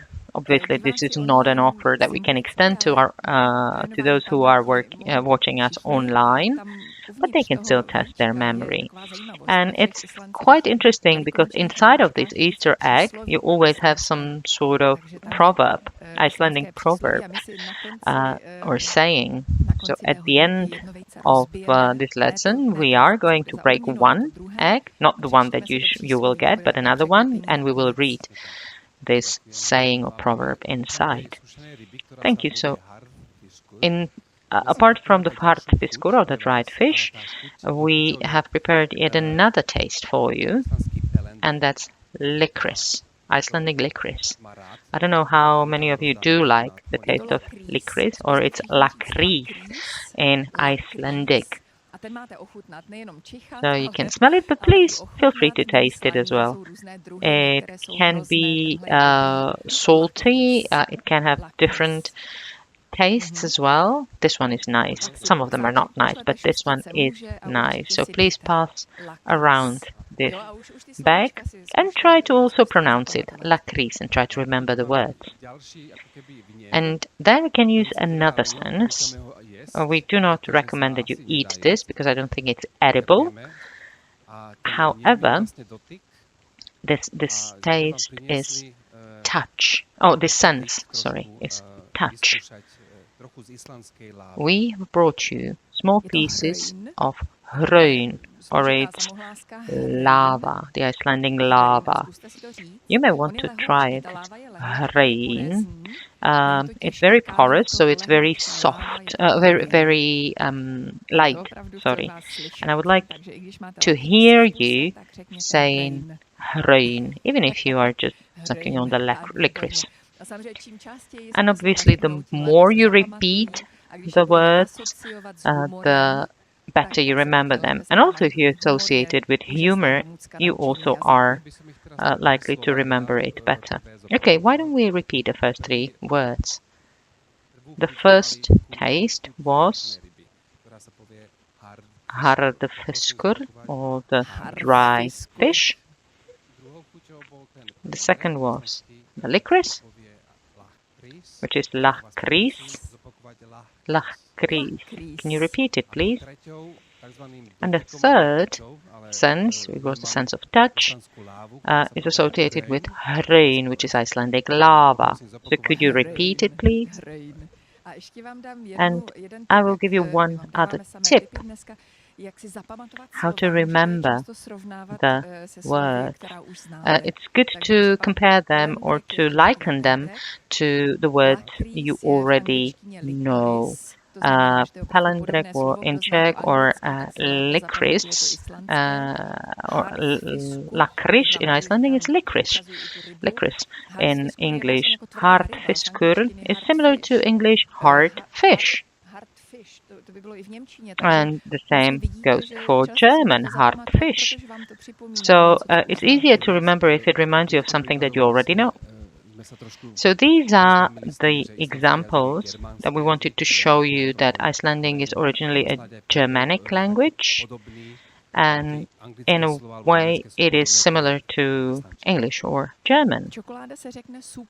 And chocolate is called súkulade, which is again similar to chocolate, čokoláda in Slovak or in Czech. Now we have prepared a short presentation for you together with Renata. So if I could ask for the presentation to be shown upon our screen. Okay, we are going to present this book, which can be translated, name of it could be translated Icelandic is fun. I'm from the Institute of Arne Magnusson, and Renata is from the Icelandic University. But we have prepared a preparation, the presentation, so that it introduces the words, their pronunciation, and their meaning. And then we will show you also the examples from this course book, and hopefully we will have time for questions. Maybe you can think of some questions as we learn.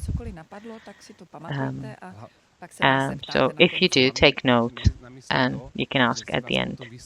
And remember, we are going to test you at the end, because we would like to see who can remember the three words the best, or who would be the first one to remember the three words. Obviously, we are going to reward you with an Easter egg, because rewards always work better than punishment. All right, so humor. I believe humor is very important in any teaching. When a person hears Icelandic for the first time, sometimes there's forced friends or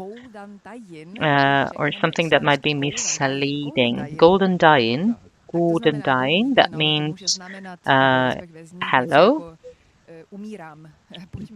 But in English, it might remind you of go on dying. So this is actually a Facebook joke, and it's, you know, like, it's good to laugh at yourself. So golden dying.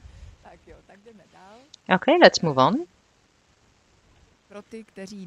For those of you who do not know where Iceland is located, it's close to Greenland and Scotland. We're in the Atlantic Ocean, and we are close to the polar circle, Nordic polar circle. That's why we have polar nights and polar days, and the vegetation there, the fauna is and the flora is different.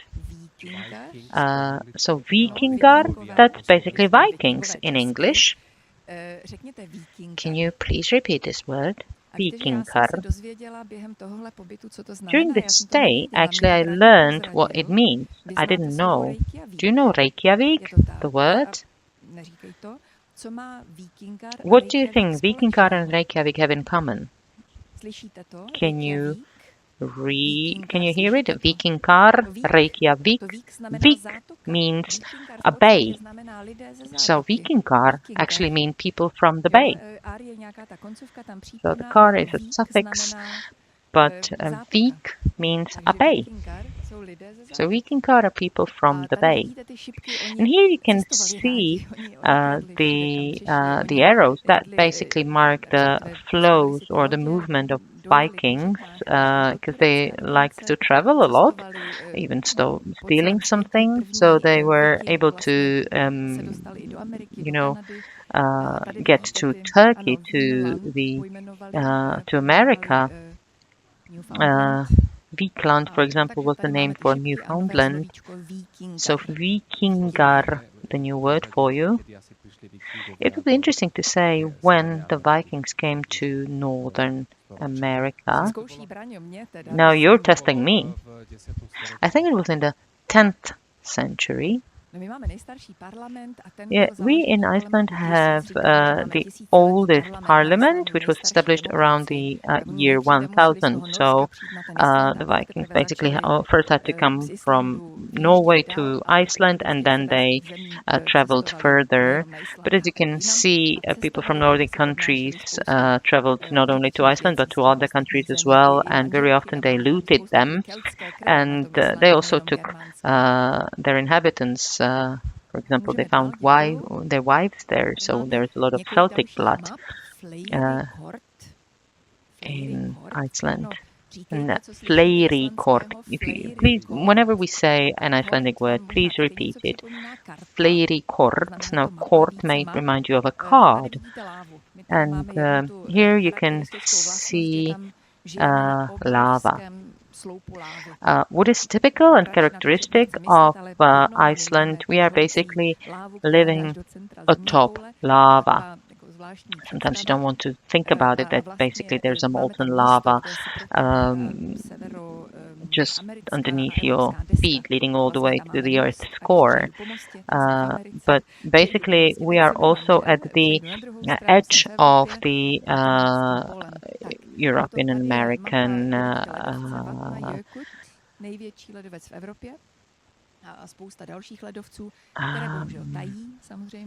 plates, so we can basically move across the bridge. We are also surrounded by icebergs, and one of them we've actually lost. We even buried it officially.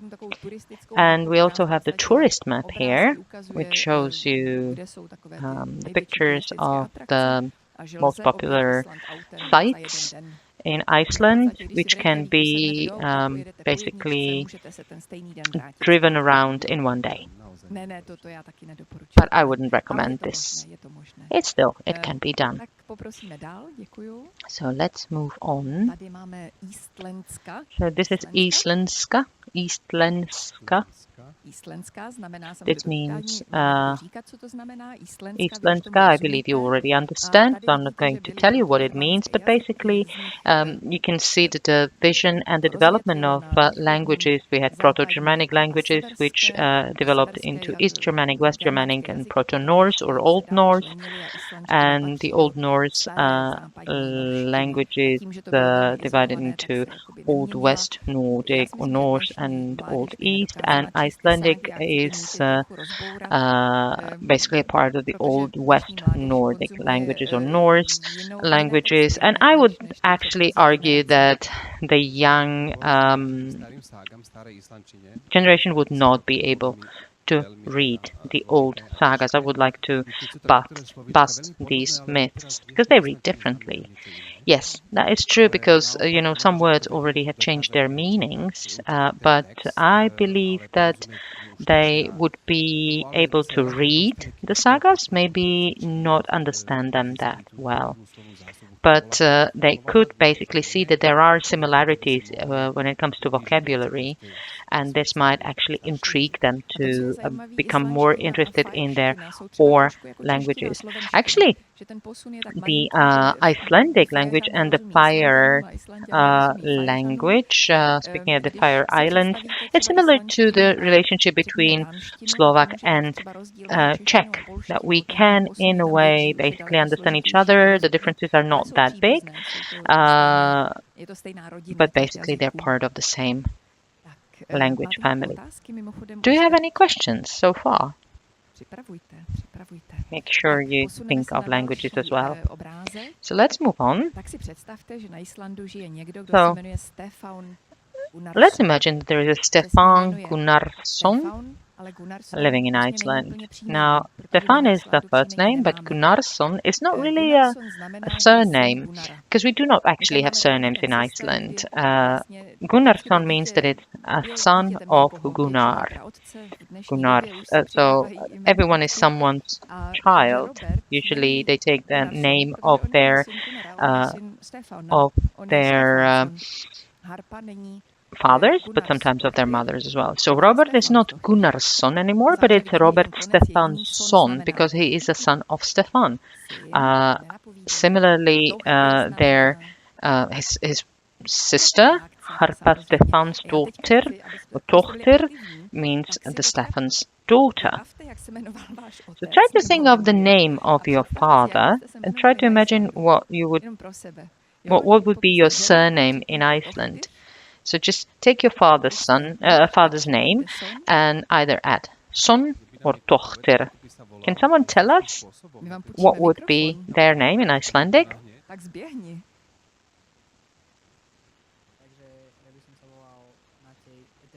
I would be Matej Pettersson. Matúš Kovarsson. And the lady? My name, Emma Milansdóttir. See, you're already learning Icelandic. That's great. Now let's move on to the next slide.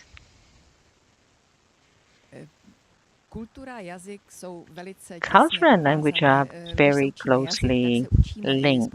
And when we learn language, we learn about the way of thinking of some nation and about their culture as well. Here we have Vigdís Finnbogadóttir, and today we actually heard the excerpt from Elisa Reid's book, which was about this lady. Then Björk Gudmundsdóttir, very known, well-known singer, and Arnaldur Ingridsson, who is a very popular author of thrillers. Finnbogadóttir. So what was the name of her father? It's Finnbog. What was the name of Björk's father? And you need to add ur at the end. And Arnaldur Indridason, his father's name was Ingridr. So do you understand the principle? But I believe you understand the principle. Basically, in Iceland, we do not have surnames, and everyone uses their first name. So I would call Kolbrún if she is my boss. The former president was Gudni, and everyone's on the first name terms. And it's a nice culture. And you will find it everywhere, in the offices, at school, and so on. When I moved to Iceland, and maybe you would have felt the same, it was quite unusual for me because you need to get accustomed to, using the first name, not only by using them for the others, but also by being addressed with your first name, by your superiors, by your teachers. But you can get used to this, and then it becomes an everyday part of your life. Okay, can we move on to the next slide? Did the people in Iceland struggle with your Slovak or Czech names? That's a good question. As long as they can pronounce it, it's okay. But if some of the names are more difficult to pronounce, then you basically need to teach them how to pronounce it. Now, Renata is quite easy to pronounce, but Branislav, we use Braňo as a shortened form. Branislav is a bit more formal, but it's long because it has 3 syllables in it. So in terms of pronunciation, the combination of consonants is slightly different to what is natural for the people in Iceland. So usually my name was shortened by the Icelandic people to Brani. So people even in Iceland, obviously, as long as the language allows them to, they would shorten it. They do not have ñ, the sound for ñ. So I was called Brani. And now I would like to activate you again. Can you find the graphemes which are not present in the Slovak alphabet? The letters, you don't need to say them out loud, but maybe you can just count how many are there, letters or the graphemes that you do not have in your Slovak alphabet. So we see 3, 4 fingers. So you can see the crossed D And at the end, you can see the three letters at the end. So the, it's pronounced similarly to definite article in English. So it's a the. Please try it. Put your tongue between your front teeth. Then we have thought, and it's the pronunciation is same as the th in English. So it's thought, think, and it's Thor. It's for Thor. Thor, as the god from the Norse mythology.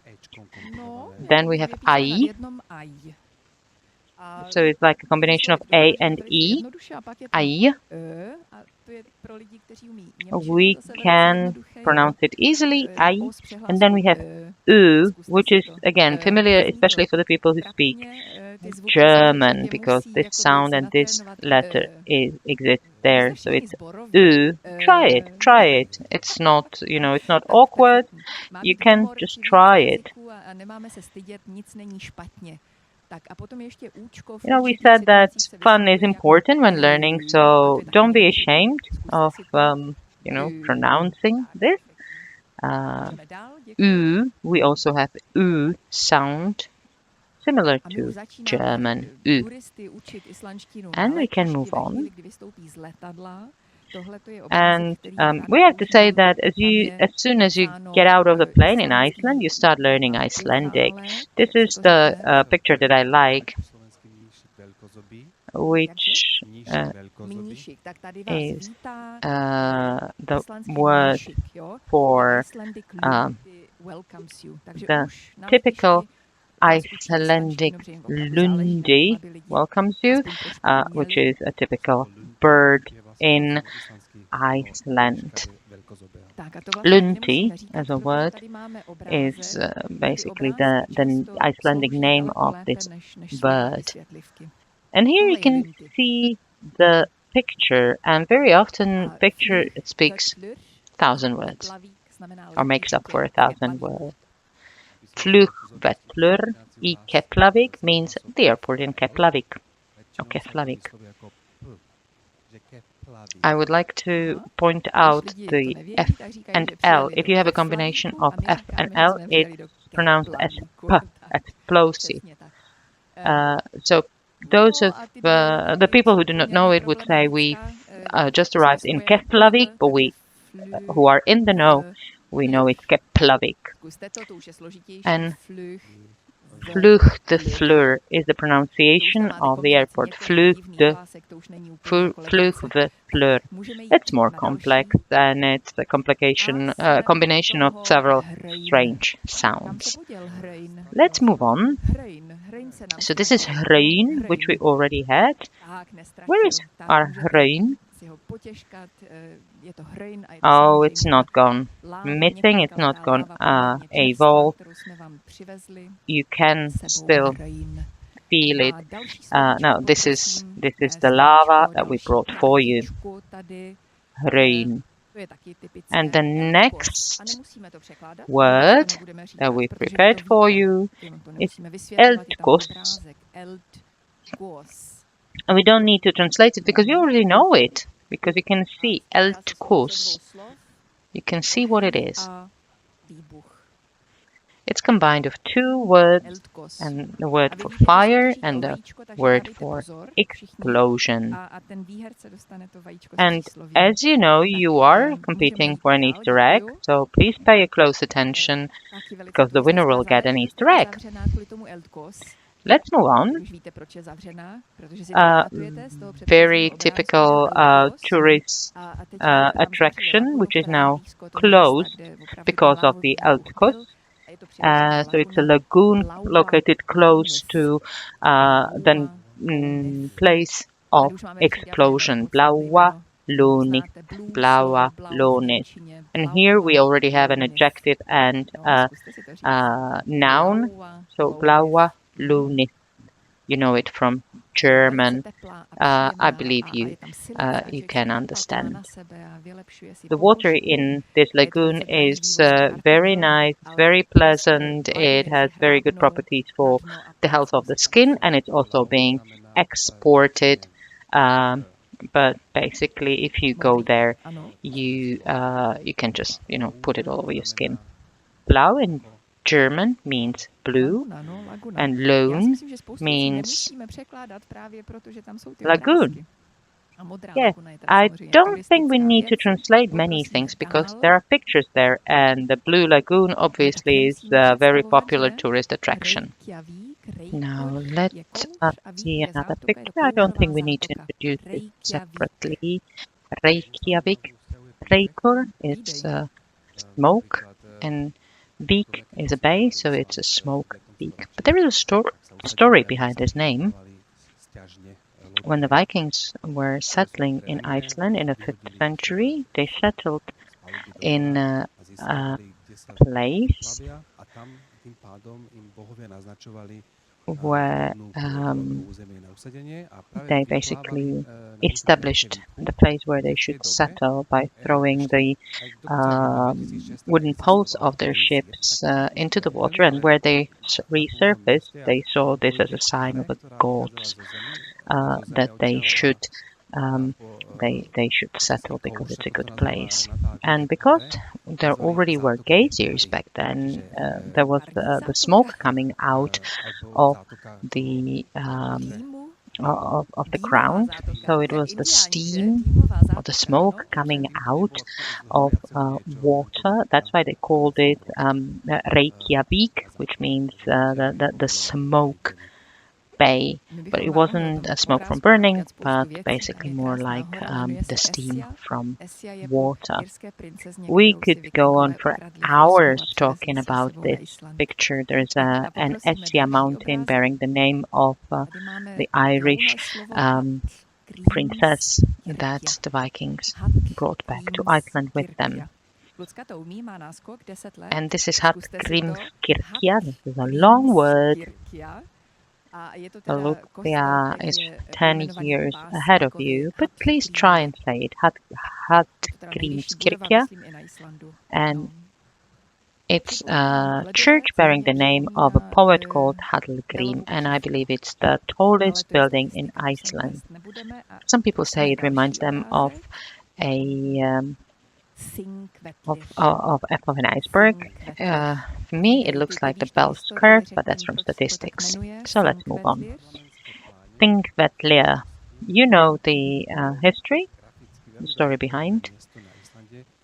So these plains geographically are very well located, where people of Iceland used to convene every year to deliberate on various things and topics, such as some legislation, for example. And there was an annual fair there where people could sell or buy things. And the parliament, because this convention was called the parliament, it lasted for several weeks on end. And that's why this place is called Þingvellir, because Þing means parliament and Vellir means plains. And actually the Icelandic parliament is called Þing still, and it may remind you of the English word for thinking, think. So maybe you can remember it for the final tests that we prepared for you. This is one of the most beautiful water falls. And it's again a combination of two words. Gullfoss. So what is the waterfall? Or water is foss, and gull is a color. Does it remind you of any English word? Maybe. Yeah, someone said it. It's not grey, but it's not silver. It's golden. So it's the golden waterfall. Actually, yesterday in the Easter egg, we had the word gudl, and the idiom was that early bird catches the worm. In Icelandic, we say an early hour puts gold in your mouth. Okay, now maybe let's move on a little bit faster. Geysir, I believe we all are familiar with the word because the original geyser landed its name to all geysers all over the world. So this is where the word comes from. So we can move on.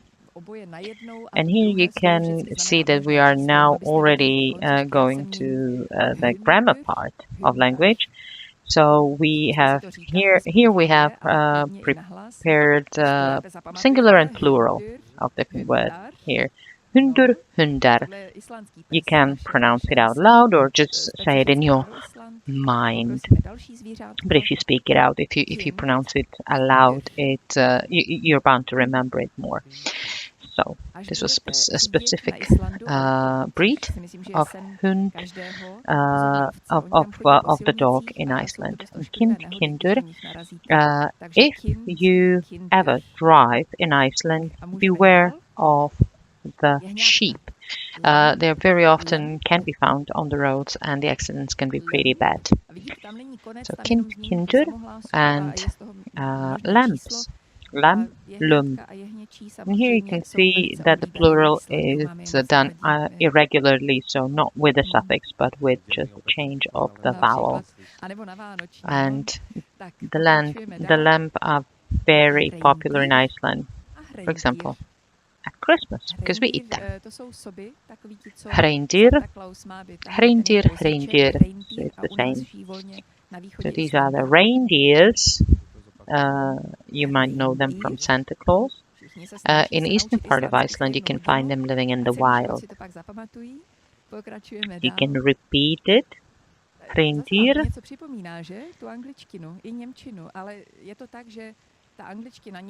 And this might also remind you of something, both maybe English or German. And it's skip. However, this is originally an Icelandic word, so it's not the Icelandic taking the word from English or German, but vice versa. So, skip. It's a ship.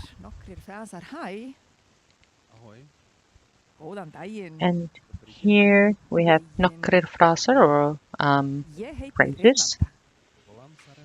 Hello. Good morning. Hello. My name is Renata. What's your name? What's your name? What's your name? That was a question for the member of our audience. My name is Matúš. Would anyone else like to try? Your pronunciation is more German. Okay, so this is how we met. I've gotten to know your names. So tak, which means thank you. Yes. No. What? So. Bye.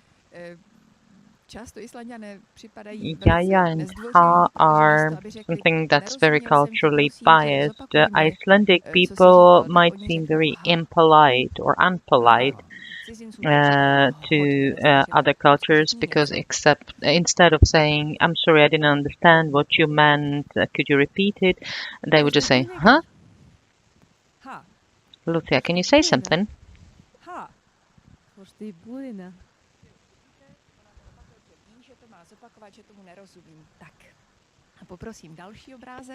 As you can see, she's repeating what she said because she knows that my reaction meant I didn't understand. So can we move on, please? And here we have a word composed of 3 different words, and that's isbíltúr. And this is again yet another cultural concept because Icelanders like to eat ice cream regardless of weather, and they usually do not walk to get their ice cream, but they drive a car. So this basically means a trip by a car to get ice cream. Íspiltúr. And I would just like to add that you really, or we really, eat ice cream in the car. So it's quite common in Iceland to see people eating ice cream in their cars. Just try it out loud. Íspiltúr. And let's move on. So here I would like to pass the floor on to Braňo, who is the author of this book, the Green Book, and he has a matching shirt to that. So can you introduce the course book?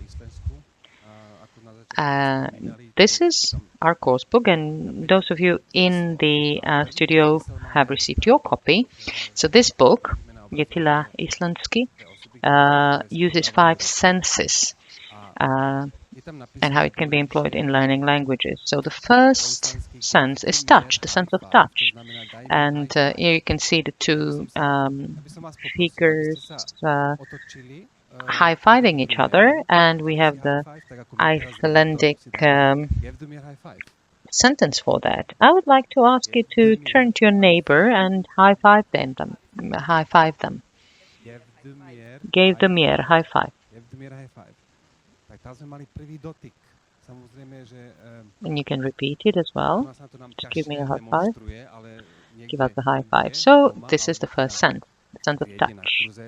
Now the second would be more difficult to show, but maybe during the course, in the classroom or at home, you can use this. Obviously not if you're online, but basically touch is very often accompanied with greeting, because we shake hands, for example, or we can hug each other, we can hold our hands. So the sense of touch is very often employed when we greet each other. Here at the picture you can see the 2 figures having this conversation. Hello, I haven't seen you for ages. Or if it's a woman meeting a man, they would say this phrase, which means, "Hey, how does it go, big boy?" And then, "Hi, hello, how are you?" And the last phrase that you've seen on your screen, I would like to ask you to join me in reading out loud in Icelandic. You have a very simple transcription, phonetic transcription, so that you know how to pronounce it. So I'm going to read it out loud, and if you could repeat it, please. Hi, hvað segirðu?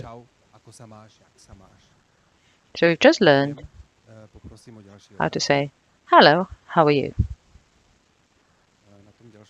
Thank you. Can we move on, please? And here we have personal pronouns. There are 4 in Icelandic. The first is for him, so he, han. Then we have she, which is hun. The third is non-binary pronoun, which is haun.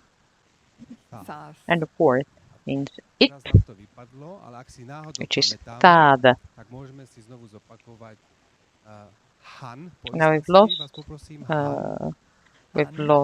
the video for a while, but maybe if we remember, we can repeat it again. Can you please repeat it in Icelandic? Han, hun, haun, and það. And next to it, you can see the suffixes highlighted. Blessaður, blessud, and blessad.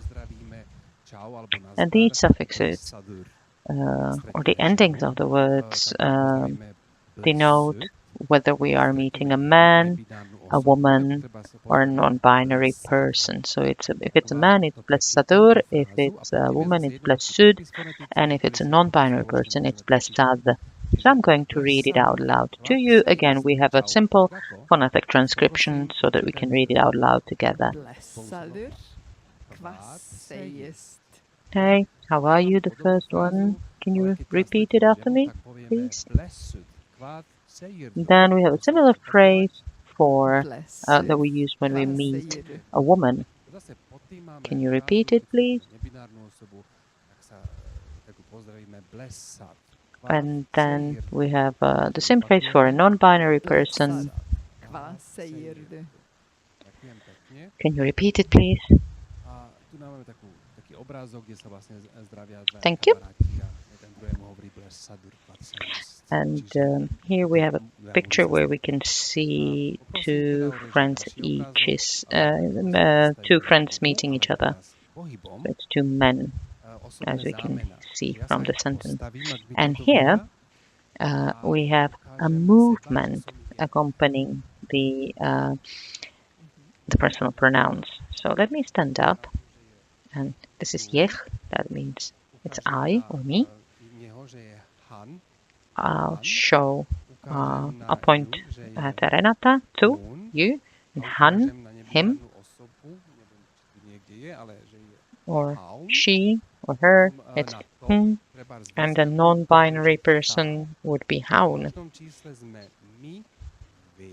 Then if it's a thing, if it's an object, then it's tad, and it's with, so us, we are, we, you are teeth, and they, as men, are their, or if it's women, it's thair.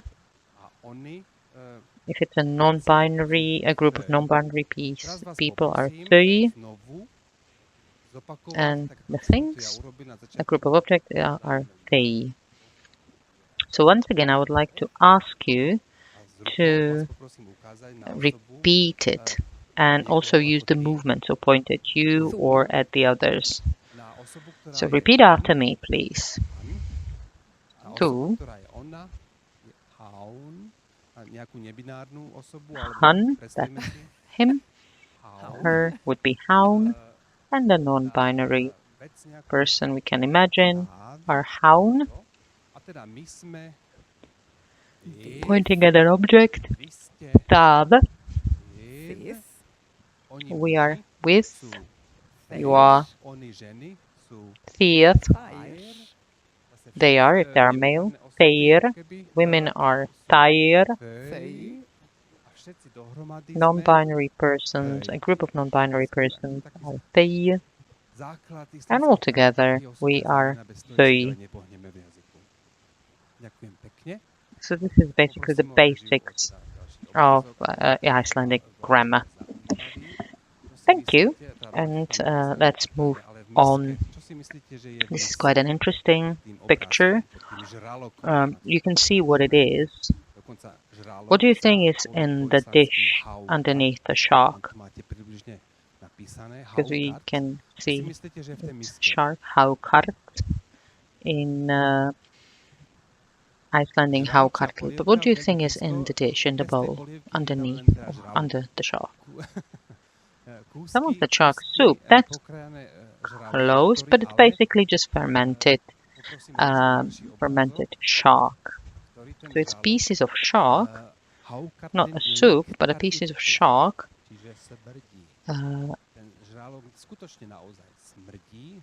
Haukartlin lyktar illa means it smells bad. So the shark really smells bad, and the reason for that is that they smell of ammonia. There is a very strong stench of ammonia.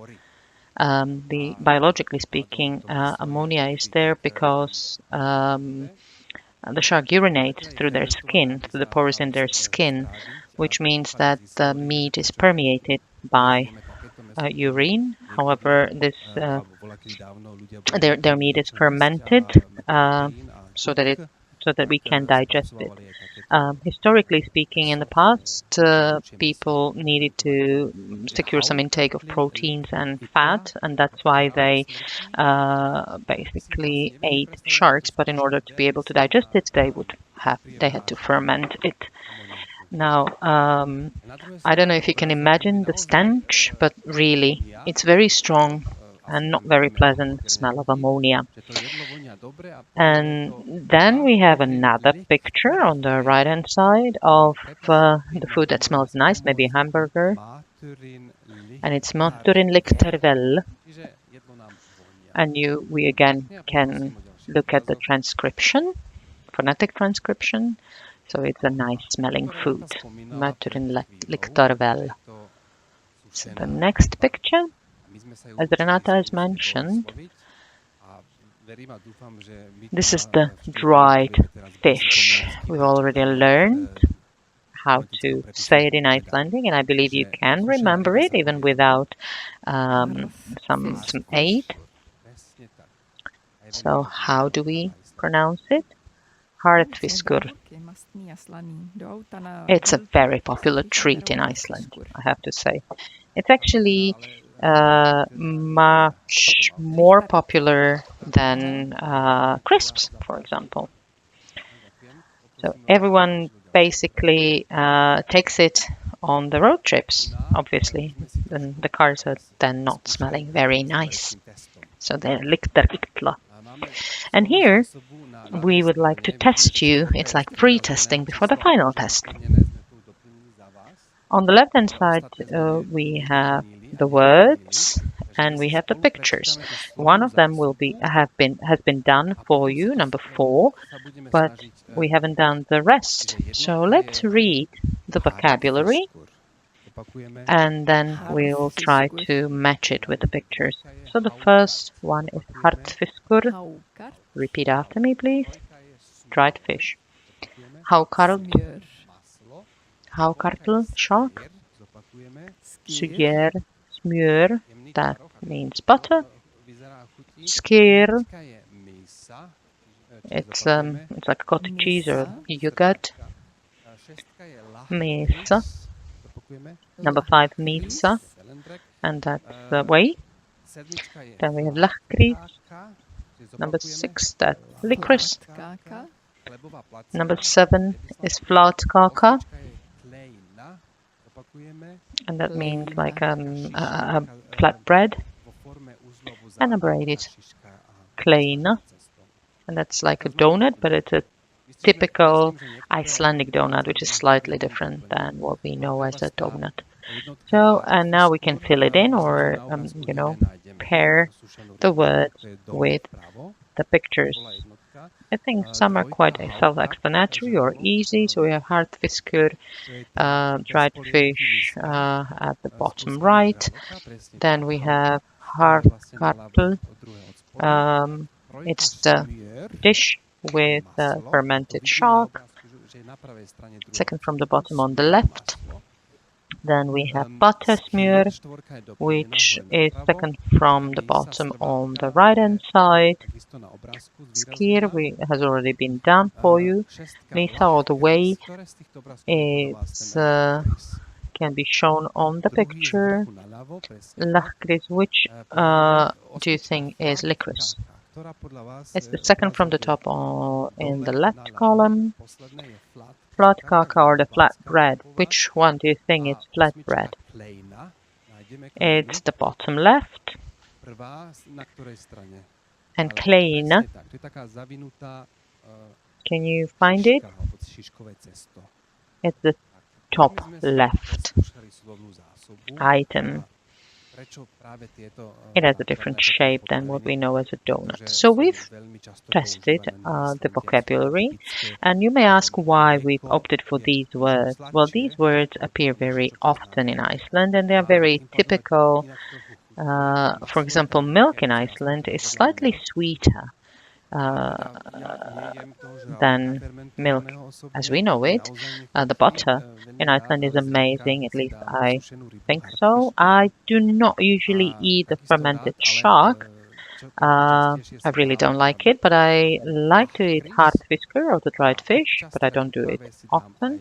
But what I have more often is licorice or lakris, and sometimes I have kleina accompanying my coffee. And Lucia will definitely recommend for you to eat skyr because it's packed with proteins. Okay, can we move on? So the next picture shows something which I believe is very useful, and that's namminam, and that actually means yummy. Yum yum. So namina means when something tastes very good. What do you think is there in the mug? It's the pickles. Pickled gherkins. Pickled gherkins are surgurka, and we have several phrases where you can find that. That was the bubble. Yummy. Pickled gherkins are good, are tasty. And then we have further phrases that I'm going to read out loud. This is pickled gherkin. This pickled gherkin is good. These are pickled gherkins. These pickled gherkins are good. Can we try and repeat at least the first phrase together? Fechte surgurta. Surgurka. Já teď si říkám, že po těch kyselých okurkách už se všichni těší na to vajíčko. Jak jsme na tom s časem? I'm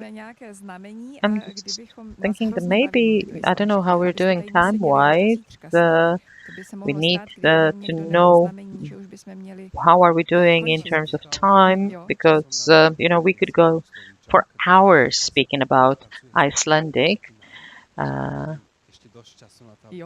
I hope that we still have some time to test whether you've remembered 3 words. Yes, do we have some time left?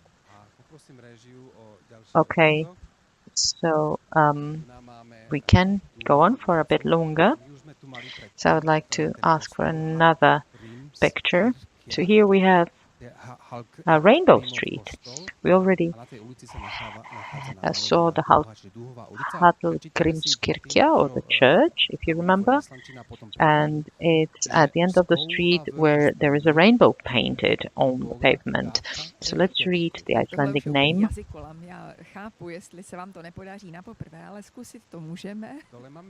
This is already a tongue twister. It's absolutely okay if you don't manage it at the first try. We do have transcription for you, phonetic transcription, but let's read it out aloud together. Skula verður ígul, regen boga gata Reykjavíkur. Congratulations if you managed that. You've just said Rainbow Street in Reykjavik. The next picture shows us the basic colors of the rainbow. So we have rauður, which is red, gulur, orange, gulur, yellow, grænn, green, blár, blue, fjólubláu is violet. So, can you read it with us?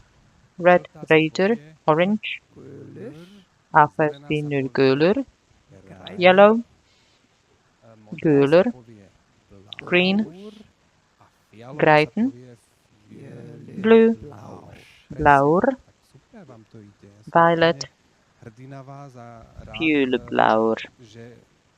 You're doing great. I'm impressed. I'm proud of you. And I'm glad to see the enthusiasm in you and the zest for learning Icelandic. Now, can we have another picture, another slide? All right, and here is something that is very unique when it comes to speaking Icelandic, because they have a completely different way of speaking. We are usually accustomed to speaking when we exhale. We do not speak when we inhale. This is something unnatural for us. However, Icelanders do that. So they speak when inhaling, thus saving time. And they do this quite often. So for me, when I came to Iceland, that was something very strange.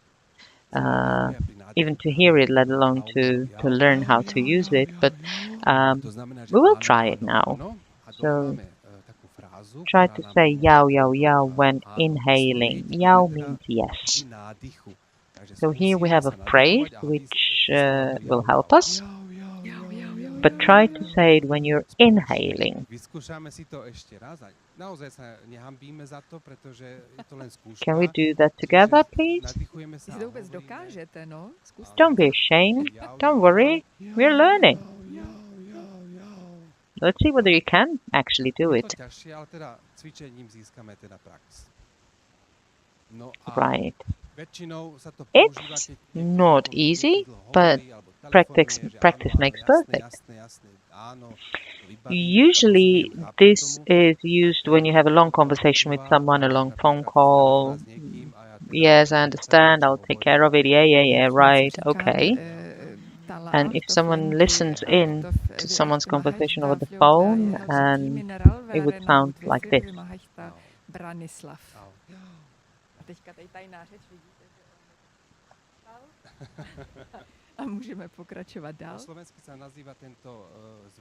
You can see that he agreed with everything, and we can move on. In Slovak, this is called incoactive, ingressive sound. Insoxloot in Icelandic, ingressive sound.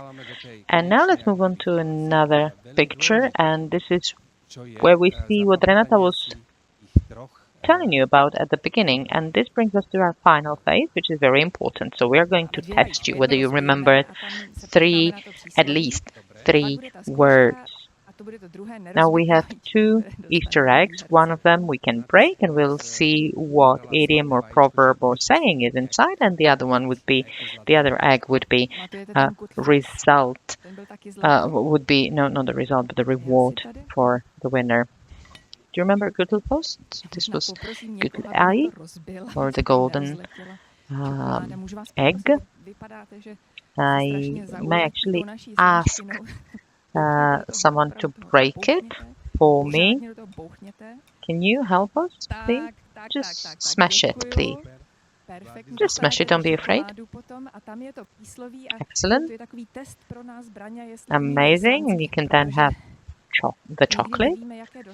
And there is a saying, as I said at the beginning, so let's see if we are good in Icelandic with braño, because you never know what's inside the egg. But let's hope it is something that we can understand. We're always very tense whether we will understand. This is nice, and it's quite easy. I think it's very clear and explicit. The way we treat things speaks volumes about our inner world. In Slovak, I would say, do not do to the others what you don't like to be done to you. Maybe you can smash it even more and then pass it around so that you can eat the chocolate. And now, finally, the test that we have been announcing. So I'll leave this up to Renata. Okay, I'm going to make it easier for you. I'll say it in Icelandic and you can say what it is in Slovak.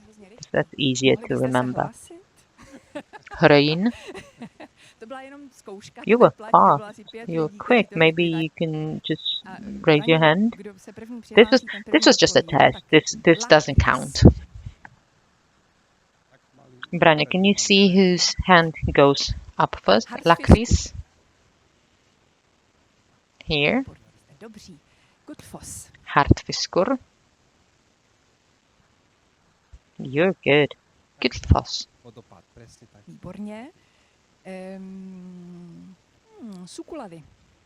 Okay, it's the waterfall. Sukulade. Chocolate, that's amazing. Hundur. Hundur. Do you know that? It's a dog. Lamp. Surkurka, okurka, lamb. výborně. Možná vyčerpám tu naší slovní zásobu a budeme mít problém. Surkurka or pickled gherkin. And let's see if we have enough words for you. Haun. That's a pronoun. And you can use your cheat sheet. Haun. It's the pronoun for non-binary person. How many of you do you have? How many or who has 2 points? We have several people who already have 2 points. Islandska. Yes, the ladies here have 2 points already as well. Foss. What does it mean? It's a what? Oh. Reindeer. Reindeer. I think he has scored 3. It's reindeer. So let's give him a round of applause. Tilhamin Q means congratulations. How do you say thank you? Tak. And you have a saying inside. Maybe you can use Google Translate to see what it means. But it seems like you remembered quite a lot, and that makes me very happy. And the good thing is, you have a very good short-term memory. Try to think about these words tomorrow morning. Let's see whether something sticks with you even until tomorrow, because you need to refresh your memory and repeat the words in order for them to stick in your head. Unfortunately, it was not spoken into the microphone. We cannot interpret. I would like to recommend this course book if you want to remember the pickled gherkin or other words. But if you're not interested or you do not have time, please feel free to pass the book, the course book, on to someone who might be interested. And let's give a chance to the Icelandic language. Yes, let's give it a chance. And my advice is, if you want to be interesting, if you go to a party, you may ask someone, how do you say pickled gherkin in Icelandic? No one would know. You'd be the star of the party. So even if you don't travel, if you never travel to Iceland, you can be a star at the parties. So thank you very much for your attention. I think you're not only going to be star and popular at the party, but maybe among girls as well. So thank you very much for this lesson of Icelandic language. Thank you to our members of the audience. I believe that you had fun, you enjoyed it, and you learned something. Basically, this brings us to the end of our workshop.